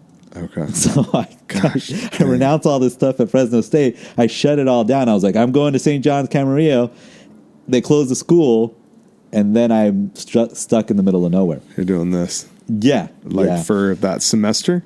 For about 3.5 months. Yeah, 4 months, that whole semester. So what happened was I moved back home to Bakersfield. I got a few odd jobs. I think it was like an assistant band director at my old high school. Okay. Tried to work for my mom. That was a meltdown. Tried to be the assistant to a realtor who's like high powered, making all these big deals. And I didn't care for any of that too. Yeah. You're just like, this is not. Just leave Mom, me alone. I said I wanted to be a priest. Right. And she's like, just has so much clientele at the time, and it was booming. And so, it was going horribly. Yeah. But worked at the high school because I had the musical background, so I could just kind of be like an assistant for like the marching band and the wind ensemble and the orchestra. Helped a little bit, but I was that was also a little weird because I knew some of the people still. Okay. So I was only 3 years removed. So whoever would have been a freshman when I was a senior was now a senior, and not weird in the sense, but it was just like there was. It wasn't an official employment. I was just kind of a coach, and they were just giving me some kind of a stipend or whatever. Totally. But then that ran out by November, and I'm still twiddling my thumbs. I think I even got a job at Sears, like in the men's department, for like 2 weeks, but I got fired. No, because they have company policy that says that you can't be gone for a certain amount of days before you just get automatically terminated by corporate. But when I got hired, I told them, by the way, like in late November, I've got to go up to Oregon and do this interview. Yep. Manager said, no worries. Fine. We'll write it log in. that. Yeah, right. Yeah. No, didn't happen. get logged. Didn't happen at all. So I start working. He's like, hey, buddy, you hit my metric. That's all that matters. Right. Exactly. I got someone hired. Check mark for him. He was happy.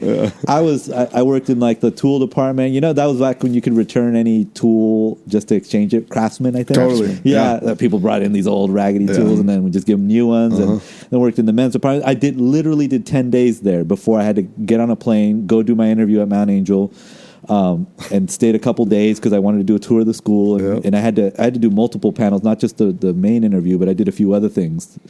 And what were the sub panels? Obviously, the one to like interview to get in, but like what were the other sub panels for? I think it was stuff like talking about my units because I had so many things going on with I had units prior to going to Fresno State, and then I had the music units, and then I didn't have a lot of gen eds. Gotcha. So there was just all this discussion about like, what were you doing? For 2 years at Fresno State. I was like, I was playing music. Yeah. Man, I was just literally jamming out just lighting all it the up. time. Yeah. 8 a.m. to midnight. Yeah. And so that was a big issue. Full-time job. Right. Yeah. That was a huge issue. In fact, in my acceptance, that came up a lot. It was like you didn't study enough of the other stuff. And that's an issue for us. In terms of just broad knowledge base. Exactly. Okay. Ironically, I did that after seminary with the liberal studies. It was all super broad. Yeah. Right. It was all soft sciences. But I actually think you did save yourself by picking that later. Because I feel like pretty much every focus outside of like true sciences like math, or, bio or something, stuff like that.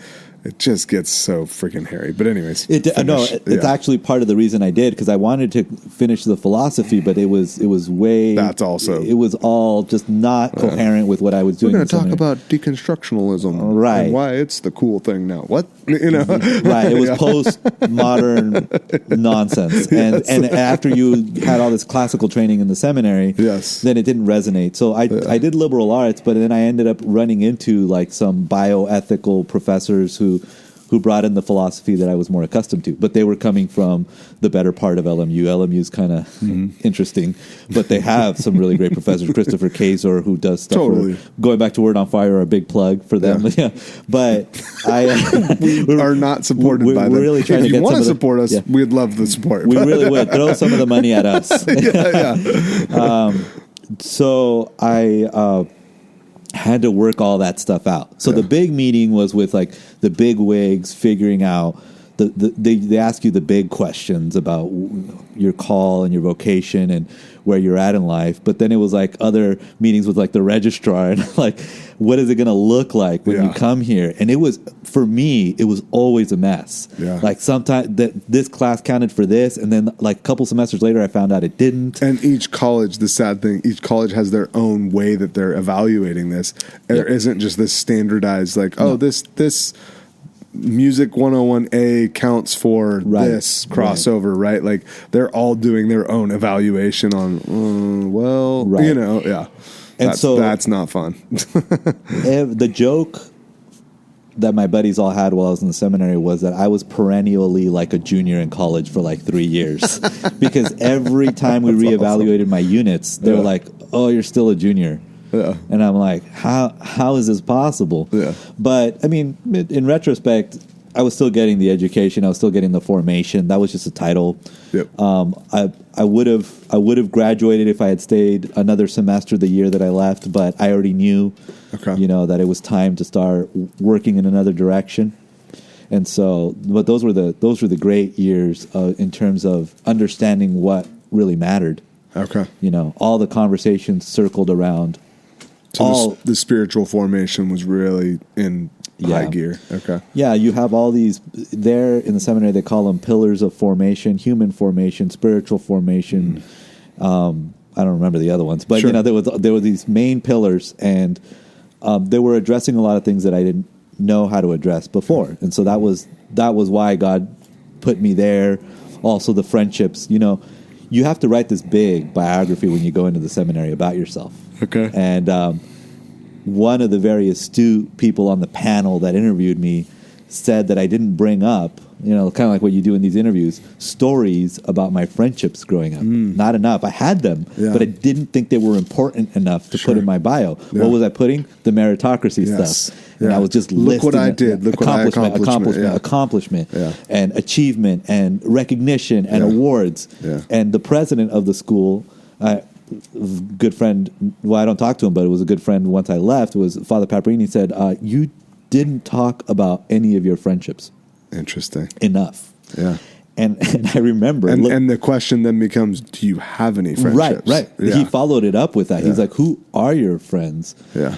And I remember looking at him like, why does that matter? Interesting. I was so oblivious. The abstract. Right. You're just like, what? I thought I was applying to a university seminary type thing. And he's like, oh, it matters a lot. A lot. He's like, it's probably the most important thing. That's what he said. Yeah. And I remember being so puzzled. And it was just, the good thing is that he didn't give up on me on that. Yeah. Yeah. So it was like every semester he'd bring it up. And that's that's a big part of the reason that I had such great friendships, because I had to go work that out. And I had decent friendships growing up, but that weren't based in the things that they were in the seminary. Right. And so the foundation was just so rich. It was if I had to guess, it was based around like music.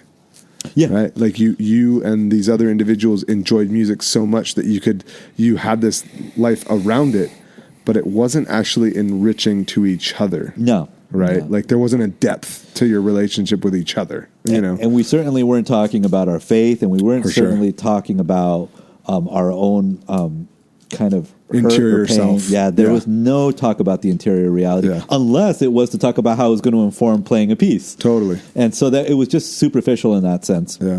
Or utilitarian. Sure. So it was just kind of like using your soul and your emotions to try to portray it through the instrument. And that's not to demonize all of that. There was some wealth there.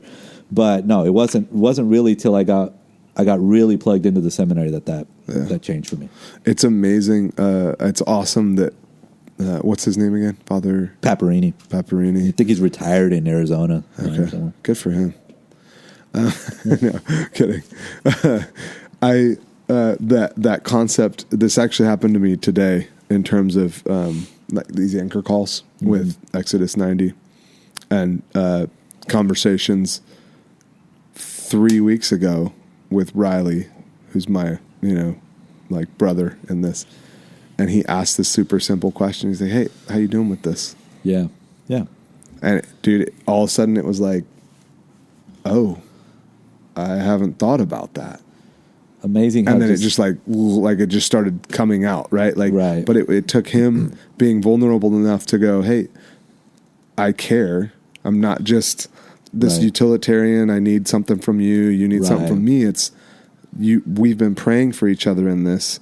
How are you doing with this, right?" Yeah. And then it was again, coping mechanism is just shove it down, Eli. Just Right. move on.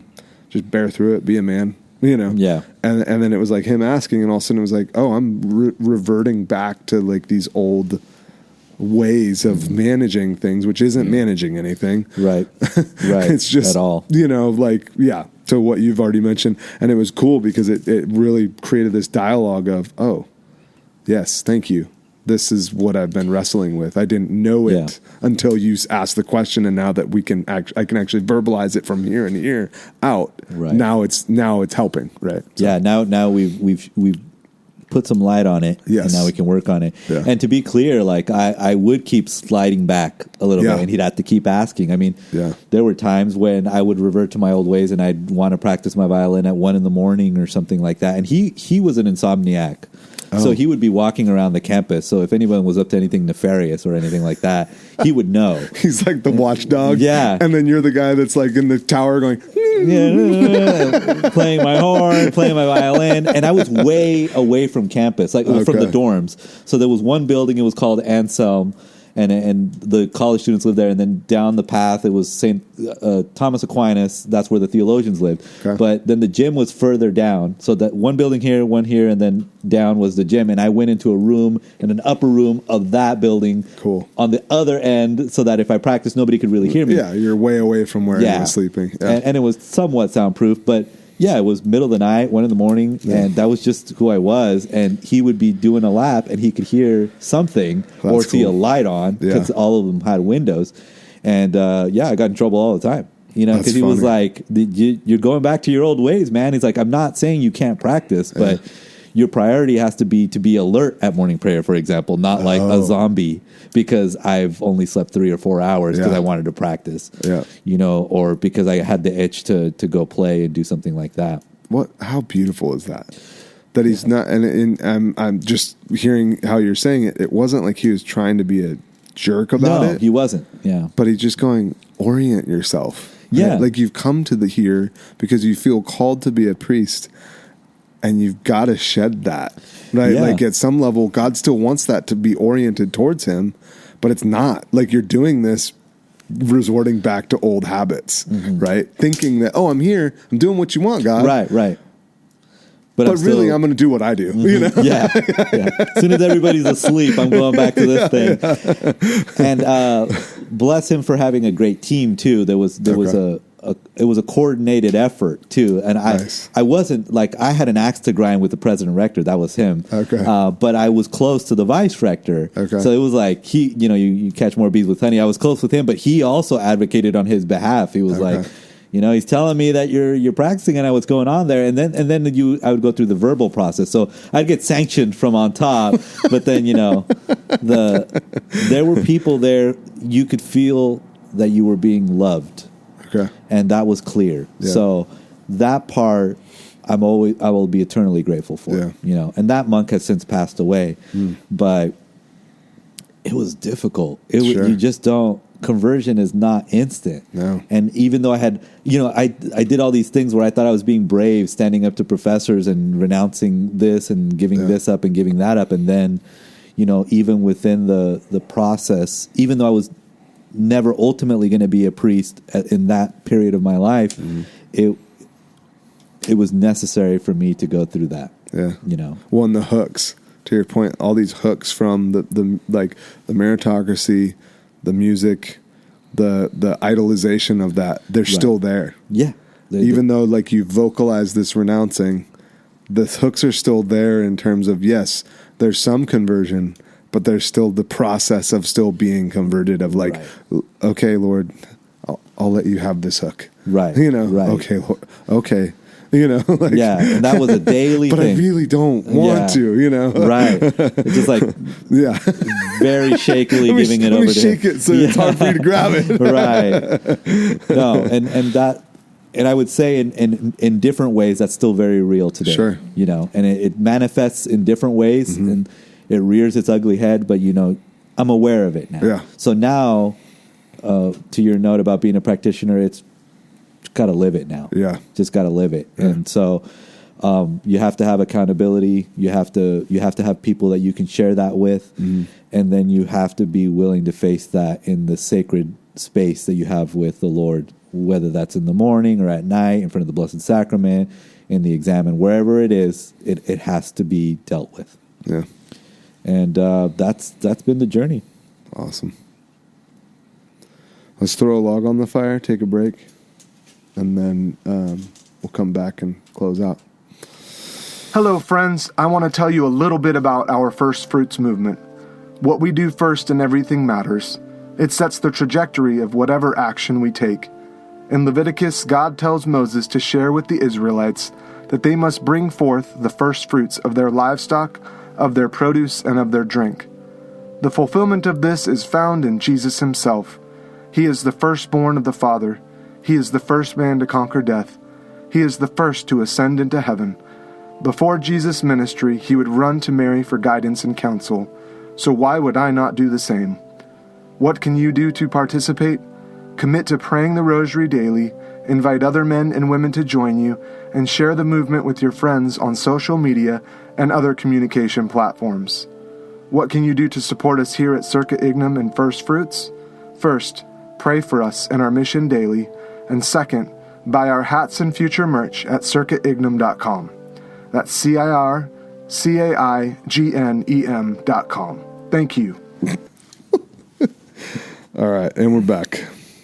So, Jerry, you left off seminary playing late nights music up in the rafters. Up in the rafters. Where do we go to next from here in terms of moments that are pivotal or important? Well, then the next most pivotal thing was discerning my way out, you know, and then landing back home and figuring out what's next, and I couldn't see the Lord in that at the time. Okay. No, I mean, I felt like he called me out. He called me there and he called me out. But then I just thought, well, what now? I've already sacrificed so much for that. Yeah. What am I supposed to do next? And that took me a while to sort out, not because he wasn't loving or caring or present, but more so because I was really stubborn. And so I just kind of came back and thought, well, one of the things that was hanging in my departure was like, well, what am I going to do with school? The seminary and I had been in talks about finishing the philosophy degree, and I was getting a literature degree as well. And I was so confused about what I was going to do with that, that I just kind of put it all on hold. And I just started working, and then I got introduced into. Well, I was golfing in the seminary. Okay. And I was okay. I wasn't great. But I'm just one of those people that when I find something that's impossible, which is golf, it's impossible to reach a ceiling, then I'm like, I'm going to do that. Violin, there's no ceiling. Yeah. Instruments and music, there's no ceiling in terms of skill. You just find more virtuosic people, more skilled people, and all that kind of stuff. So then golf was that next thing. So I would say that where my spiritual life was hurting was that when I got out, I was kind of enamored by golf. Okay. And then I didn't have all the formators around and all the structures Yep. that were protecting me anymore. Yep. It was like, okay, and I had mentioned this to you a while back when we, back in the choir moments, I was saying, one of the things that the church hasn't quite figured out yet is the transition back. Yep. They have so much support going in and being there. And I'm not saying they have to have support going out. I'm just saying it was very clear to me that there wasn't. With the percent that come out, there's Right. If we're talking about 10 to 15% that even make it to ordination, do the math. yeah, there's a lot of us Yeah. that just come out, and Yeah. there are guys who do very well when they transition out, and so that was just very much a Jerry issue. But It's not insular.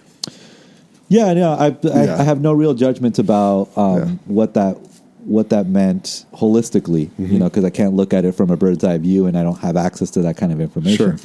But I could tell you that left to my own devices again, it was like meritocracy. And then, of course, I also had to figure out something that was going to be lucrative. And I thought, well, that could be really lucrative.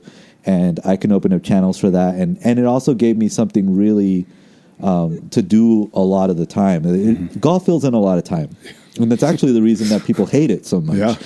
Especially like dads. Yeah. Like they love it, but then it's like, oh, but I can't play it all the time. It's expensive, and I have kids, and it takes 4.5 hours or 5 hours. I can do 9 holes. Exactly. Yeah, 18, no. No, Yeah. there's no way. Yeah. There's no way. And my dad was playing more, and then there's a very special element to that.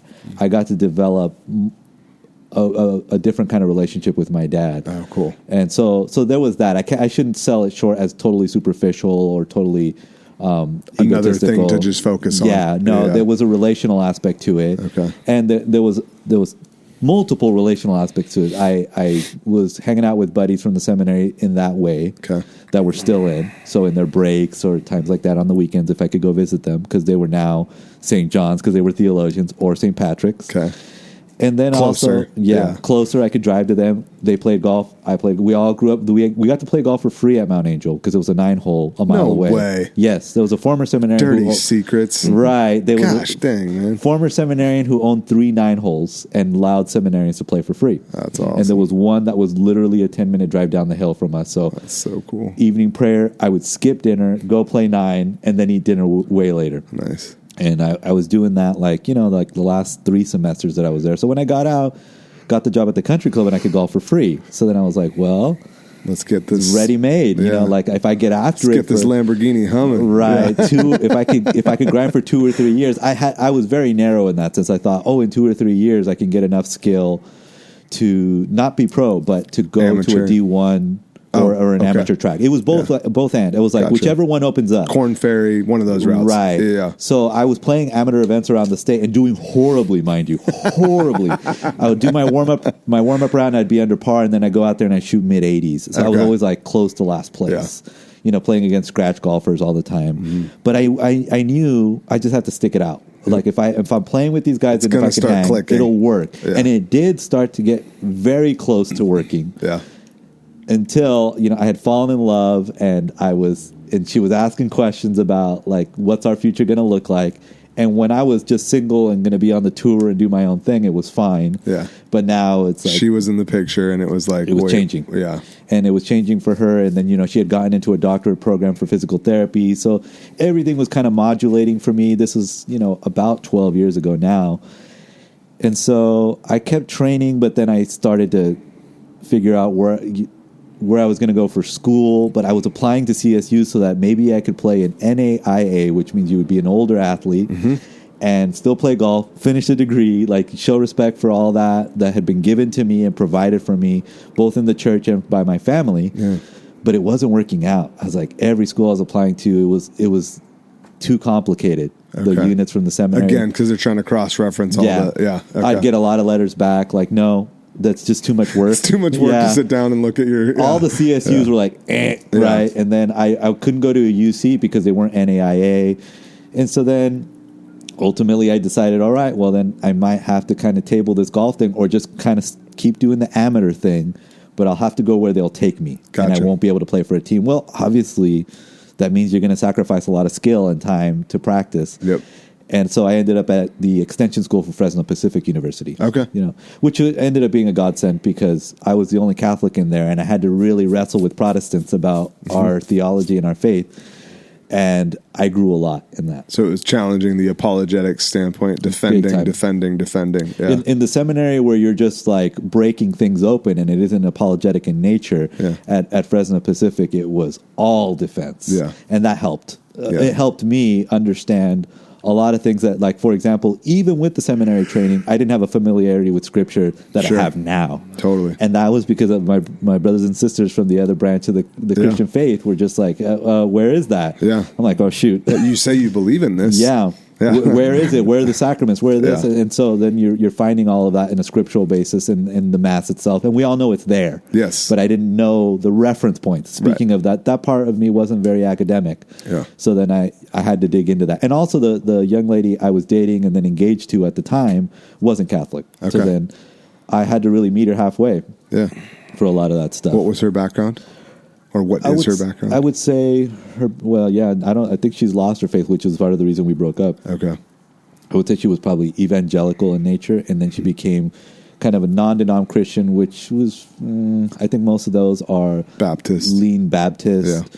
Yeah. But then, by the time she got to her doctoral program and she went to USC, and we know how those places are, she lost it. Yeah. And so I was visiting and trying to take her. We'd go to, when we were dating, when we were together 7 years prior to being engaged, we would go to Mass, and then I would go to like a Protestant service, which is really just praise and worship. Yes. The whole time. The whole time. Yeah. With like 15, 20 minutes max of a message. Of a message. Yeah. And they didn't even do communion or anything like that. No. Yeah. So I was like, well, this is cool. Yeah. This doesn't detract from any. And then anytime they did preach, I was like, nah. Yeah. Maybe. Lacking. Beg to differ. Like, they were saying all the stuff that we were doing too. They were like, you gotta genuflect before the Lord. It's like, we do that. Yeah. Physically, not just with your soul. Exactly. And she noticed that, and she was gonna become Catholic, but the moment she moved to LA, all was just lost. Flipped. Yeah. The script totally flipped, and we were engaged, and then there was a real breaking point for us, and then the engagement was off, and then the relationship was done shortly thereafter. Yeah. Because it was like there's no future there. We weren't on the same page anymore. Gotcha. And that also at that time that was very painful. This is very easy to skirt by all this stuff for me now because that was 7 years ago. Okay. But I'm really glad that discernment happened. We were already in the kind of the marital prep process because we were only 6 months out from getting married. You were deep. We were right there. Yeah. And after the second meeting, it was clear, like, nope, this isn't working. We are not on the same page. At all. Yeah. At all. And it took those meetings to kind of sort that out. Because aside from that, I mean, I do believe she was very much in love with me and I was very much in love with her. But then having to make those sacrifices, that was the deal breaker. And that's why those processes do work. They're so important because they really force you to look at each other right before you're actually in the sacrament where there's no getting out of it. There's no turning back. Yeah. So if we had been in a different setting where somebody was like, nah, don't worry about it. Don't worry about it. It's fine. It'll work out. And superficially going through it, then we would have gotten married and then we would have to break. And I would still be married to her sacramentally, and so that would have been awful. Yeah. So I do feel like I was protected in that way. Although at the time, I could tell you, I did not feel like that. Oh no. Yeah. Just like you were saying, my body was telling me something very different. Totally. It was just, I was so frustrated. Yeah. I thought, and this is the way I looked at it because I still had that utilitarian mindset where I was like, what a waste of 8 years. That's literally what I said to the Lord. And that I couldn't imagine he was just laughing at me because I grew so much in that, but I was just pissed because I wanted a result. But you were literally just looking at what was happening right there, and not recognizing all this growth. Yeah, up to that point. Now I can look at it and be grateful for all the beautiful changes that happened between us, the sacrifices that were made. I'm happy she got her doctorate. She's married now and has a child, and it's all going really well, and I'm happy. I'm not even remotely angry or jealous or any. Yeah. But man, in 2017, that guy, I would not have said that. I would not have said that. Yeah. But it's all of that is kind of mysterious to me how that works out. It just the illumination comes a lot later. Yeah. And then that's a pattern for me, like in the moment, it's just so narrow and so nearsighted. Yep. But you're like this up against it. And then as time, all of a sudden it's like, oh. Yeah.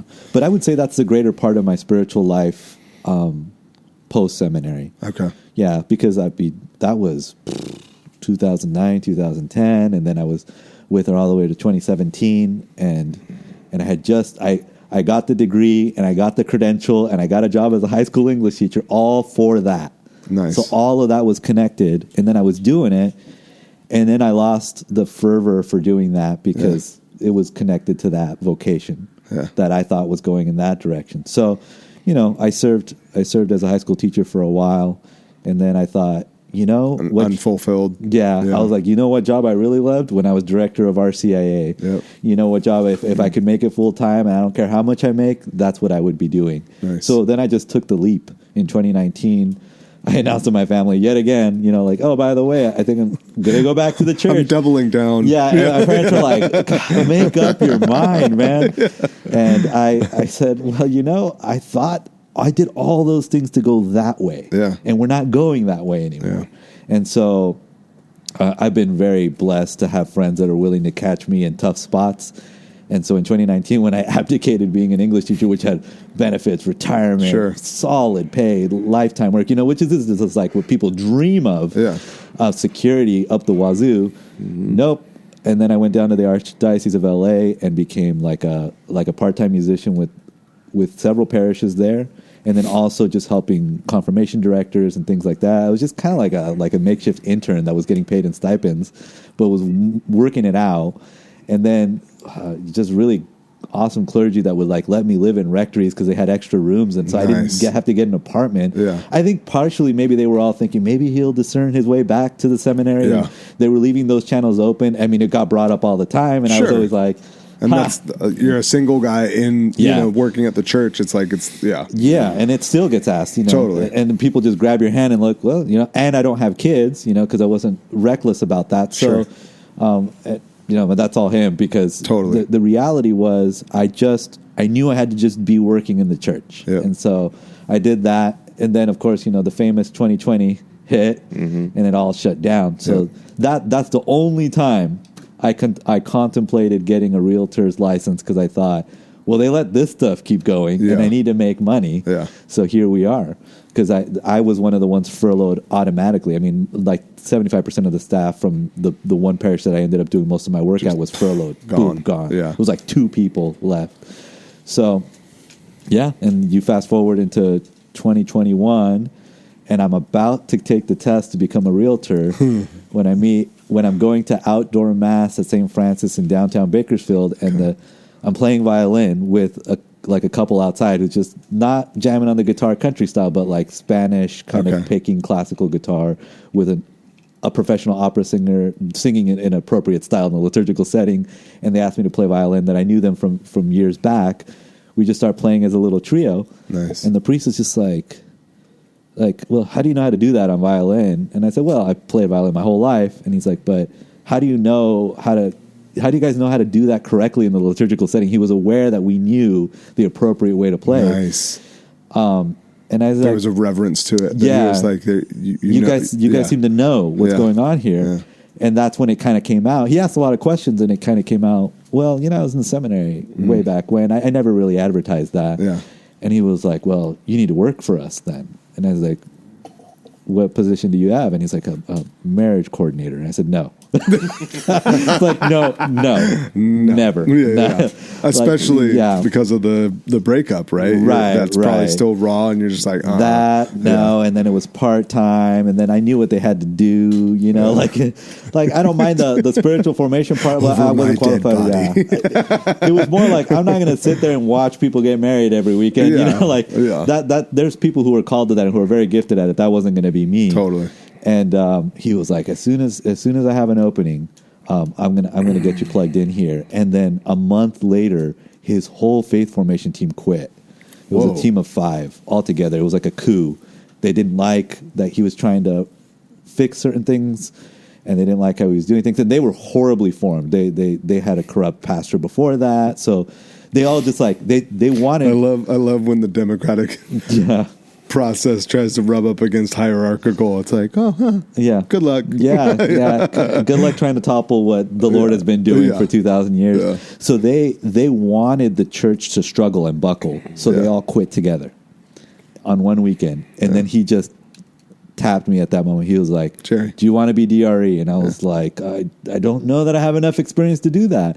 He was like, well, I'll get you all You the support do you now. need. Yeah, he's like, you're going to learn as you go. Yeah. And we all have all these restrictions with the pandemic. Anyway, we were still in the thick of that, where faith formation had to be done with all these parameters. Yep. So I just learned it, and I called people, and I was, you could ask any one of my buddies. I was calling them all the time just to get advice because, and he was a Carmelite, and he had come from another country, so he didn't necessarily know the culture well enough either. Mm-hmm. He was like, whatever you need, I'll just get it for you. Nice. And that's how it went. So What a blessing. Boy, it was everything I was praying for because I knew it was going to be horrible if I had to do real estate. Totally. And a lot of people are like, "What? Well, you no, can make so but much money." I want to go back to that because I need to commend you on the fact that like the concept twice now, where you're just like, you had professors pulling you aside that you respected that are like, dude, what are you doing? Right. So there's that one.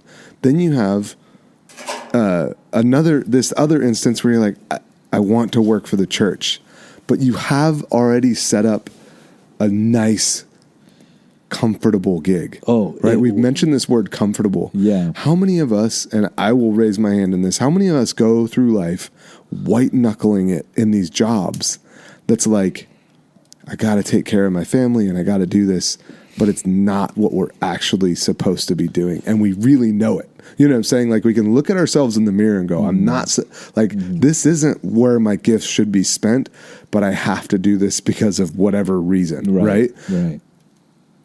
Really, the goal should be to get to what we should be doing and figure out that bridge between the two things, or what the happy marriage is between what we currently do and that. Agreed. Right? Yeah. There, you can get creative with it. I'm not saying there's a one way, path on that, but that should be the end game. Yes, it's finding that. But how many of us go through white knuckling it and not even addressing the fact that we should be doing something different? You know what I'm saying? Like I've really I know been exactly what questioning you're that saying. recently. And that's the thing I was battling, looking in the mirror, and then of course having to face that person at that point. My boss was my mom. Yeah. And so telling her, I'm not going to do this thing that you're going to hand off to me in a silver She's platter. just like, you're insane. No, she really did. She called me that. And we had a really, really intense, that conversation was about as brutal as it gets. Because her and I are very similar. Okay. I can be a good salesman, and she knew it. And I was helping her with so many deals. And then, of course, I had the linguistic background that she never got to really develop as fully as I did. Yeah. So...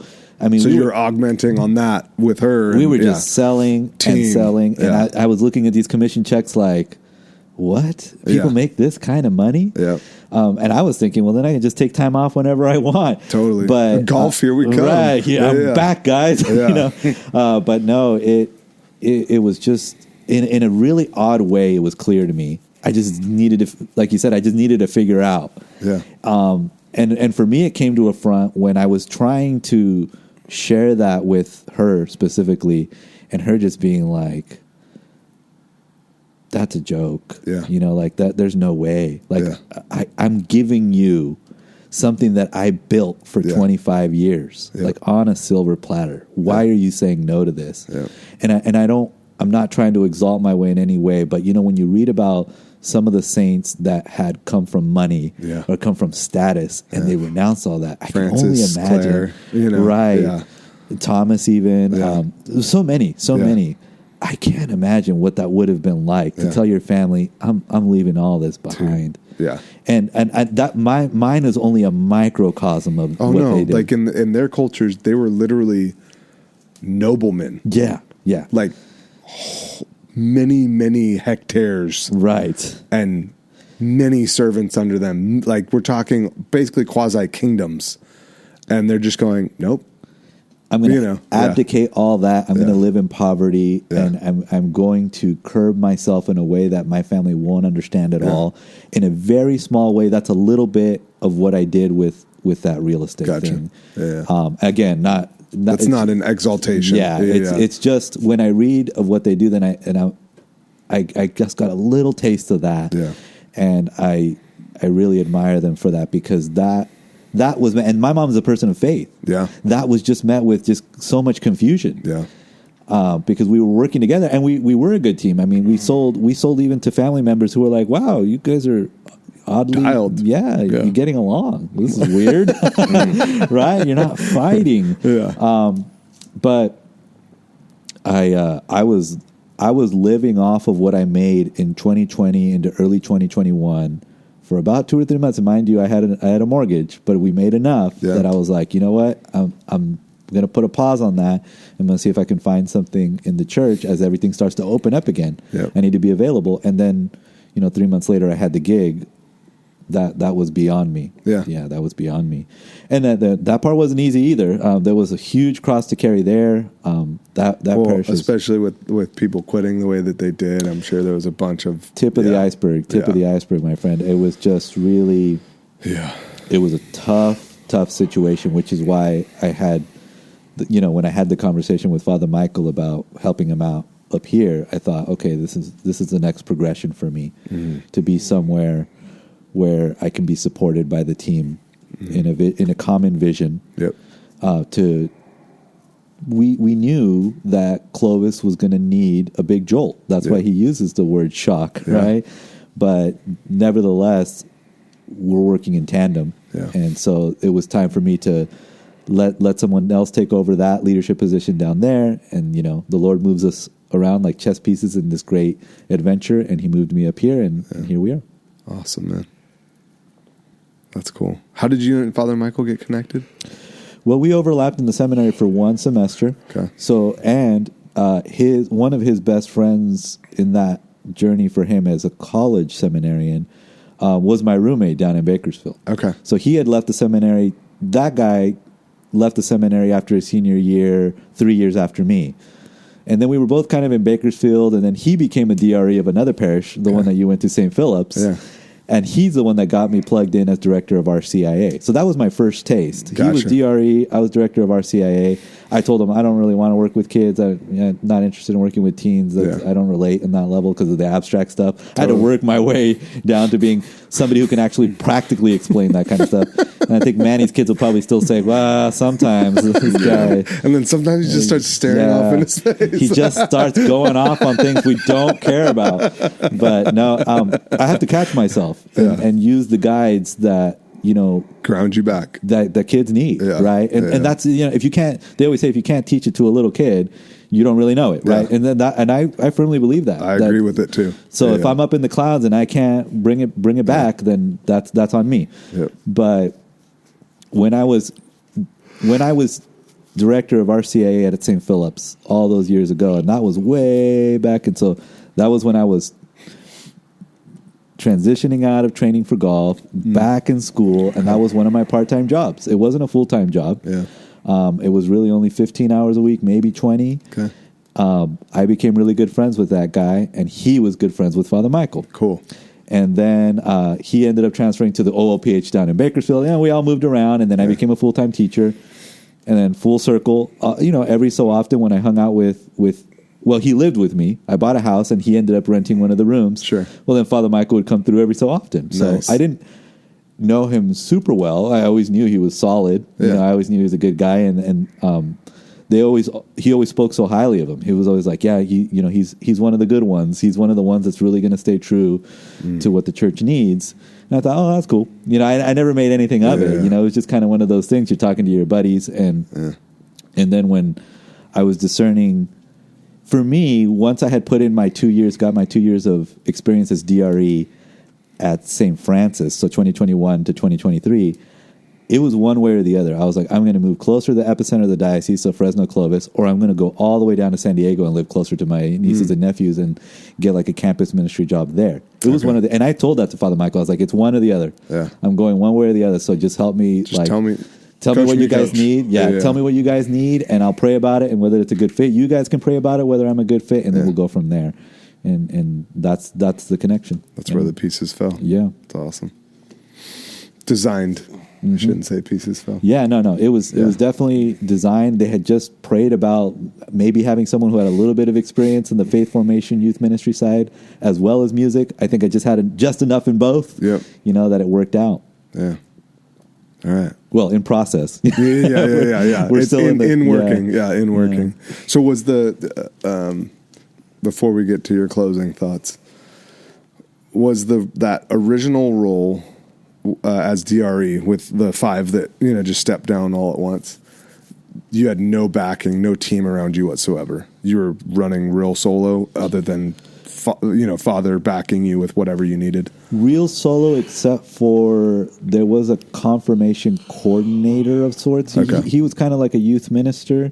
Well, he was a youth minister in his training, but he had a full-time job. Okay. But he was never given any leadership position underneath the other team. When I arrived, he was like, "Hey, I know what's going on here, and I can help you." Nice. And I was like, kind of with no knowledge of what he could or couldn't do. I trusted that. Yeah. And I saw what he laid out, and I thought, well, this works. Makes sense. Yeah. We could do this. And so that was, I wouldn't say I was totally alone, but all the other branches, nobody. Yeah. And so it was just, but then contrasting that with OLPH. Yeah. It's like you guys are all, dialed. Yeah, like the staff is dialed.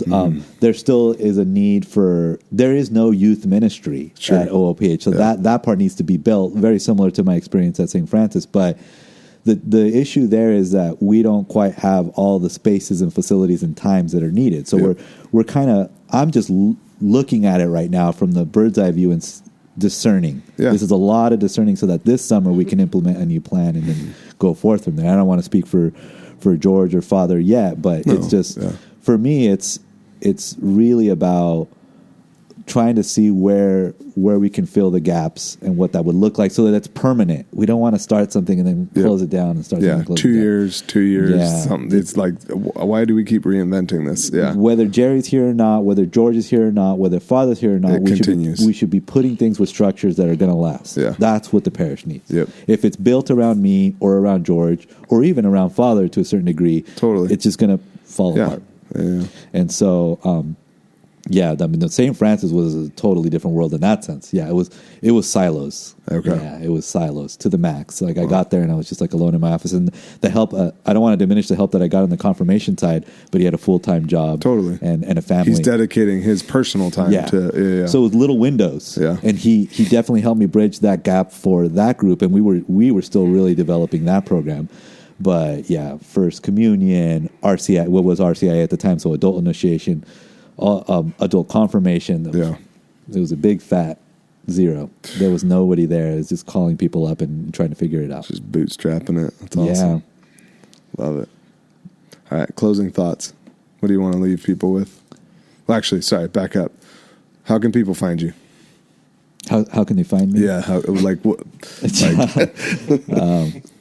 Well, I mean, I think other than calling me, your reaction to that was awesome. I've usually this isn't an abstract question. I could tell he's never made it to the end of an episode. Yeah, his reaction. I wasn't ready for that. Surprising. It's usually a social media loaded question. So like but social media or I see. Or like how can they find me? Where can people find if you? they want to connect with you? I can't even find myself. How are they going to find me? No, you meant like quite literally. Yes. Well, I don't have any social media. Cool. The way they can really reach out to me is I'm all over the church website. Awesome. So, if you go to the youth faith formation section or music ministry or anything like that, that number is directly to me. It's not a parish line. It's my direct line to the phone that's on my desk, which is also linked to my phone. So during office hours, I can answer it. Yeah. Even on my phone. So if I'm on the grounds, or they can just find me generally, with us at the 9:30, at any of the on the parish grounds, right on the parish grounds. You can usually see me walking around at any point between 12 and 6, any given day of the week, because even when I'm taking my breaks, I do laps around the school, so you can just find me that way physically, which I'd prefer because the phone can get kind of convoluted at times. Totally. But and email is usually the easiest. Mm-hmm. Like in terms of just at least making first contact, email is like by far my favorite way to try to connect with people and then set up an appointment. Stays organized in email. Yeah, and there's a history, there's a trail there, and I know that I've responded, and then you know, can set up a meeting at any time during my office hours. And then I much prefer, this is kind of the habit that I formed when I first got the directorship with adults, was just sit down and talk with people like we're doing now. We don't have a fire, but you know, just asking questions and getting to connect. And I think that's the way that the ministry is really done, one-to-one. Awesome. All right. Closing thoughts. What do you want to leave people with? Well, I would hope that anything that I do and that I share at this point is a witness to what God is calling me to do, which is to lead people to Christ the way He's always really dragged me kicking and screaming before Him. Yeah. There wasn't always the intentionality that I have now, but I would want to leave people with the awareness that in whatever capacity they can be in proximity to Him in the sacraments, there's efficacy there. There's something that can happen, even if you don't know what it is. Yeah.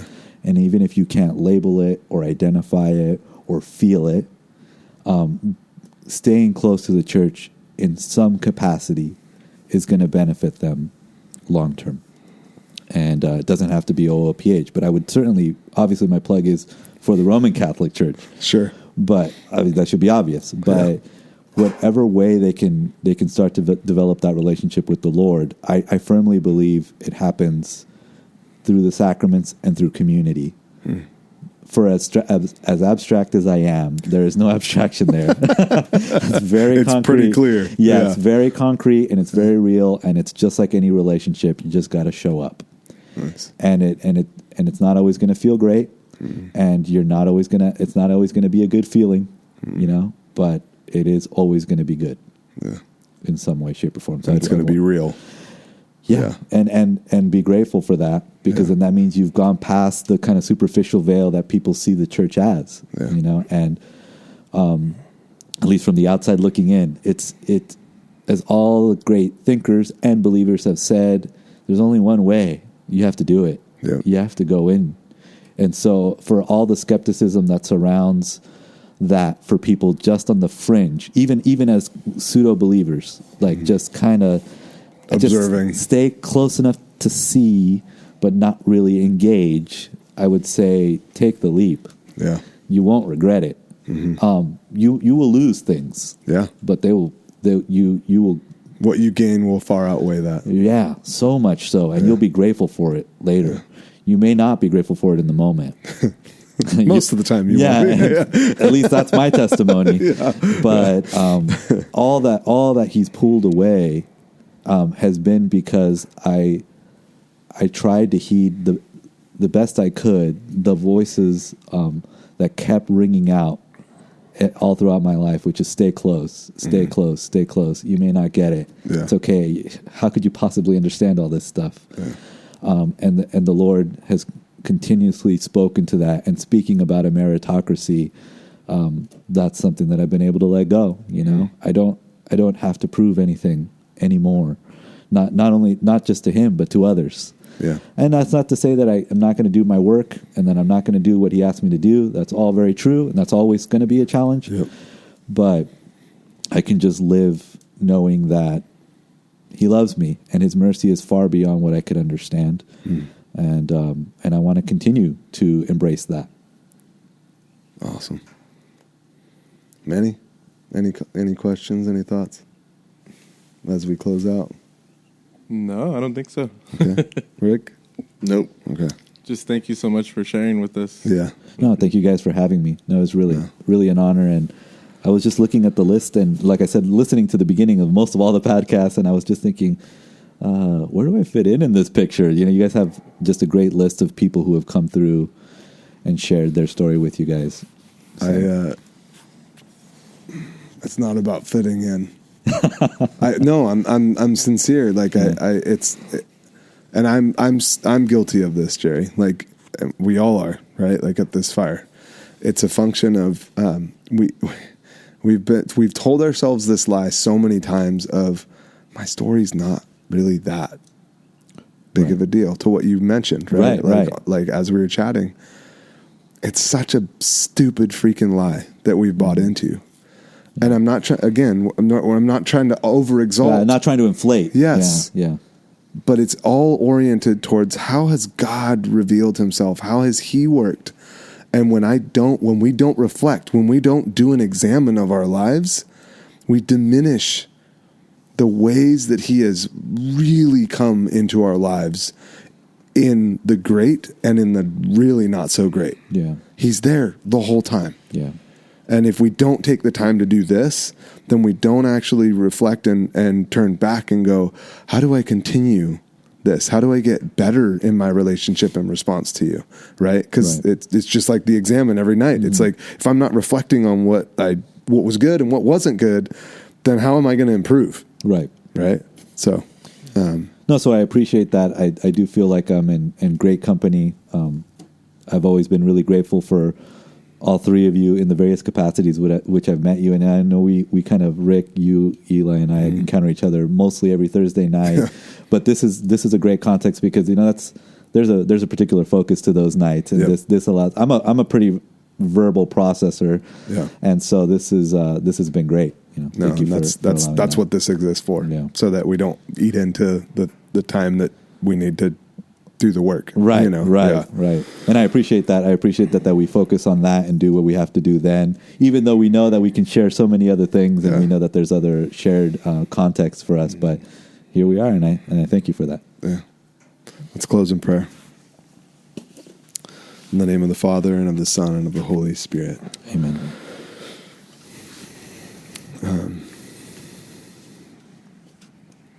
Lord, we're so grateful for just how you've revealed yourself through Jerry sharing his own life experience.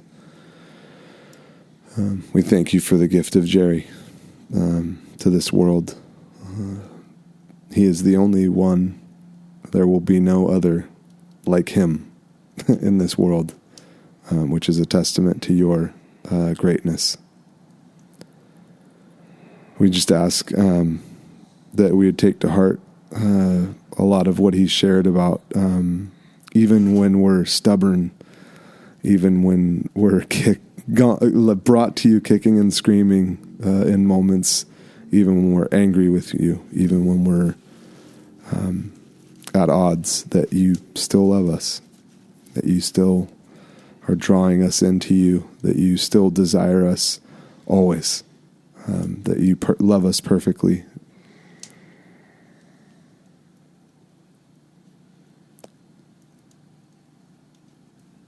Our Father, who art in heaven, hallowed be thy name. Thy kingdom come, thy will be done, on earth as it is in heaven. Give us this day our daily bread, and forgive us our trespasses, as we forgive those who trespass against us. And lead us not into temptation, but deliver us from evil. In the name of the Father, and of the Son, and of the Holy Spirit. Amen. Saint Joseph, terror of demons, Pray for us.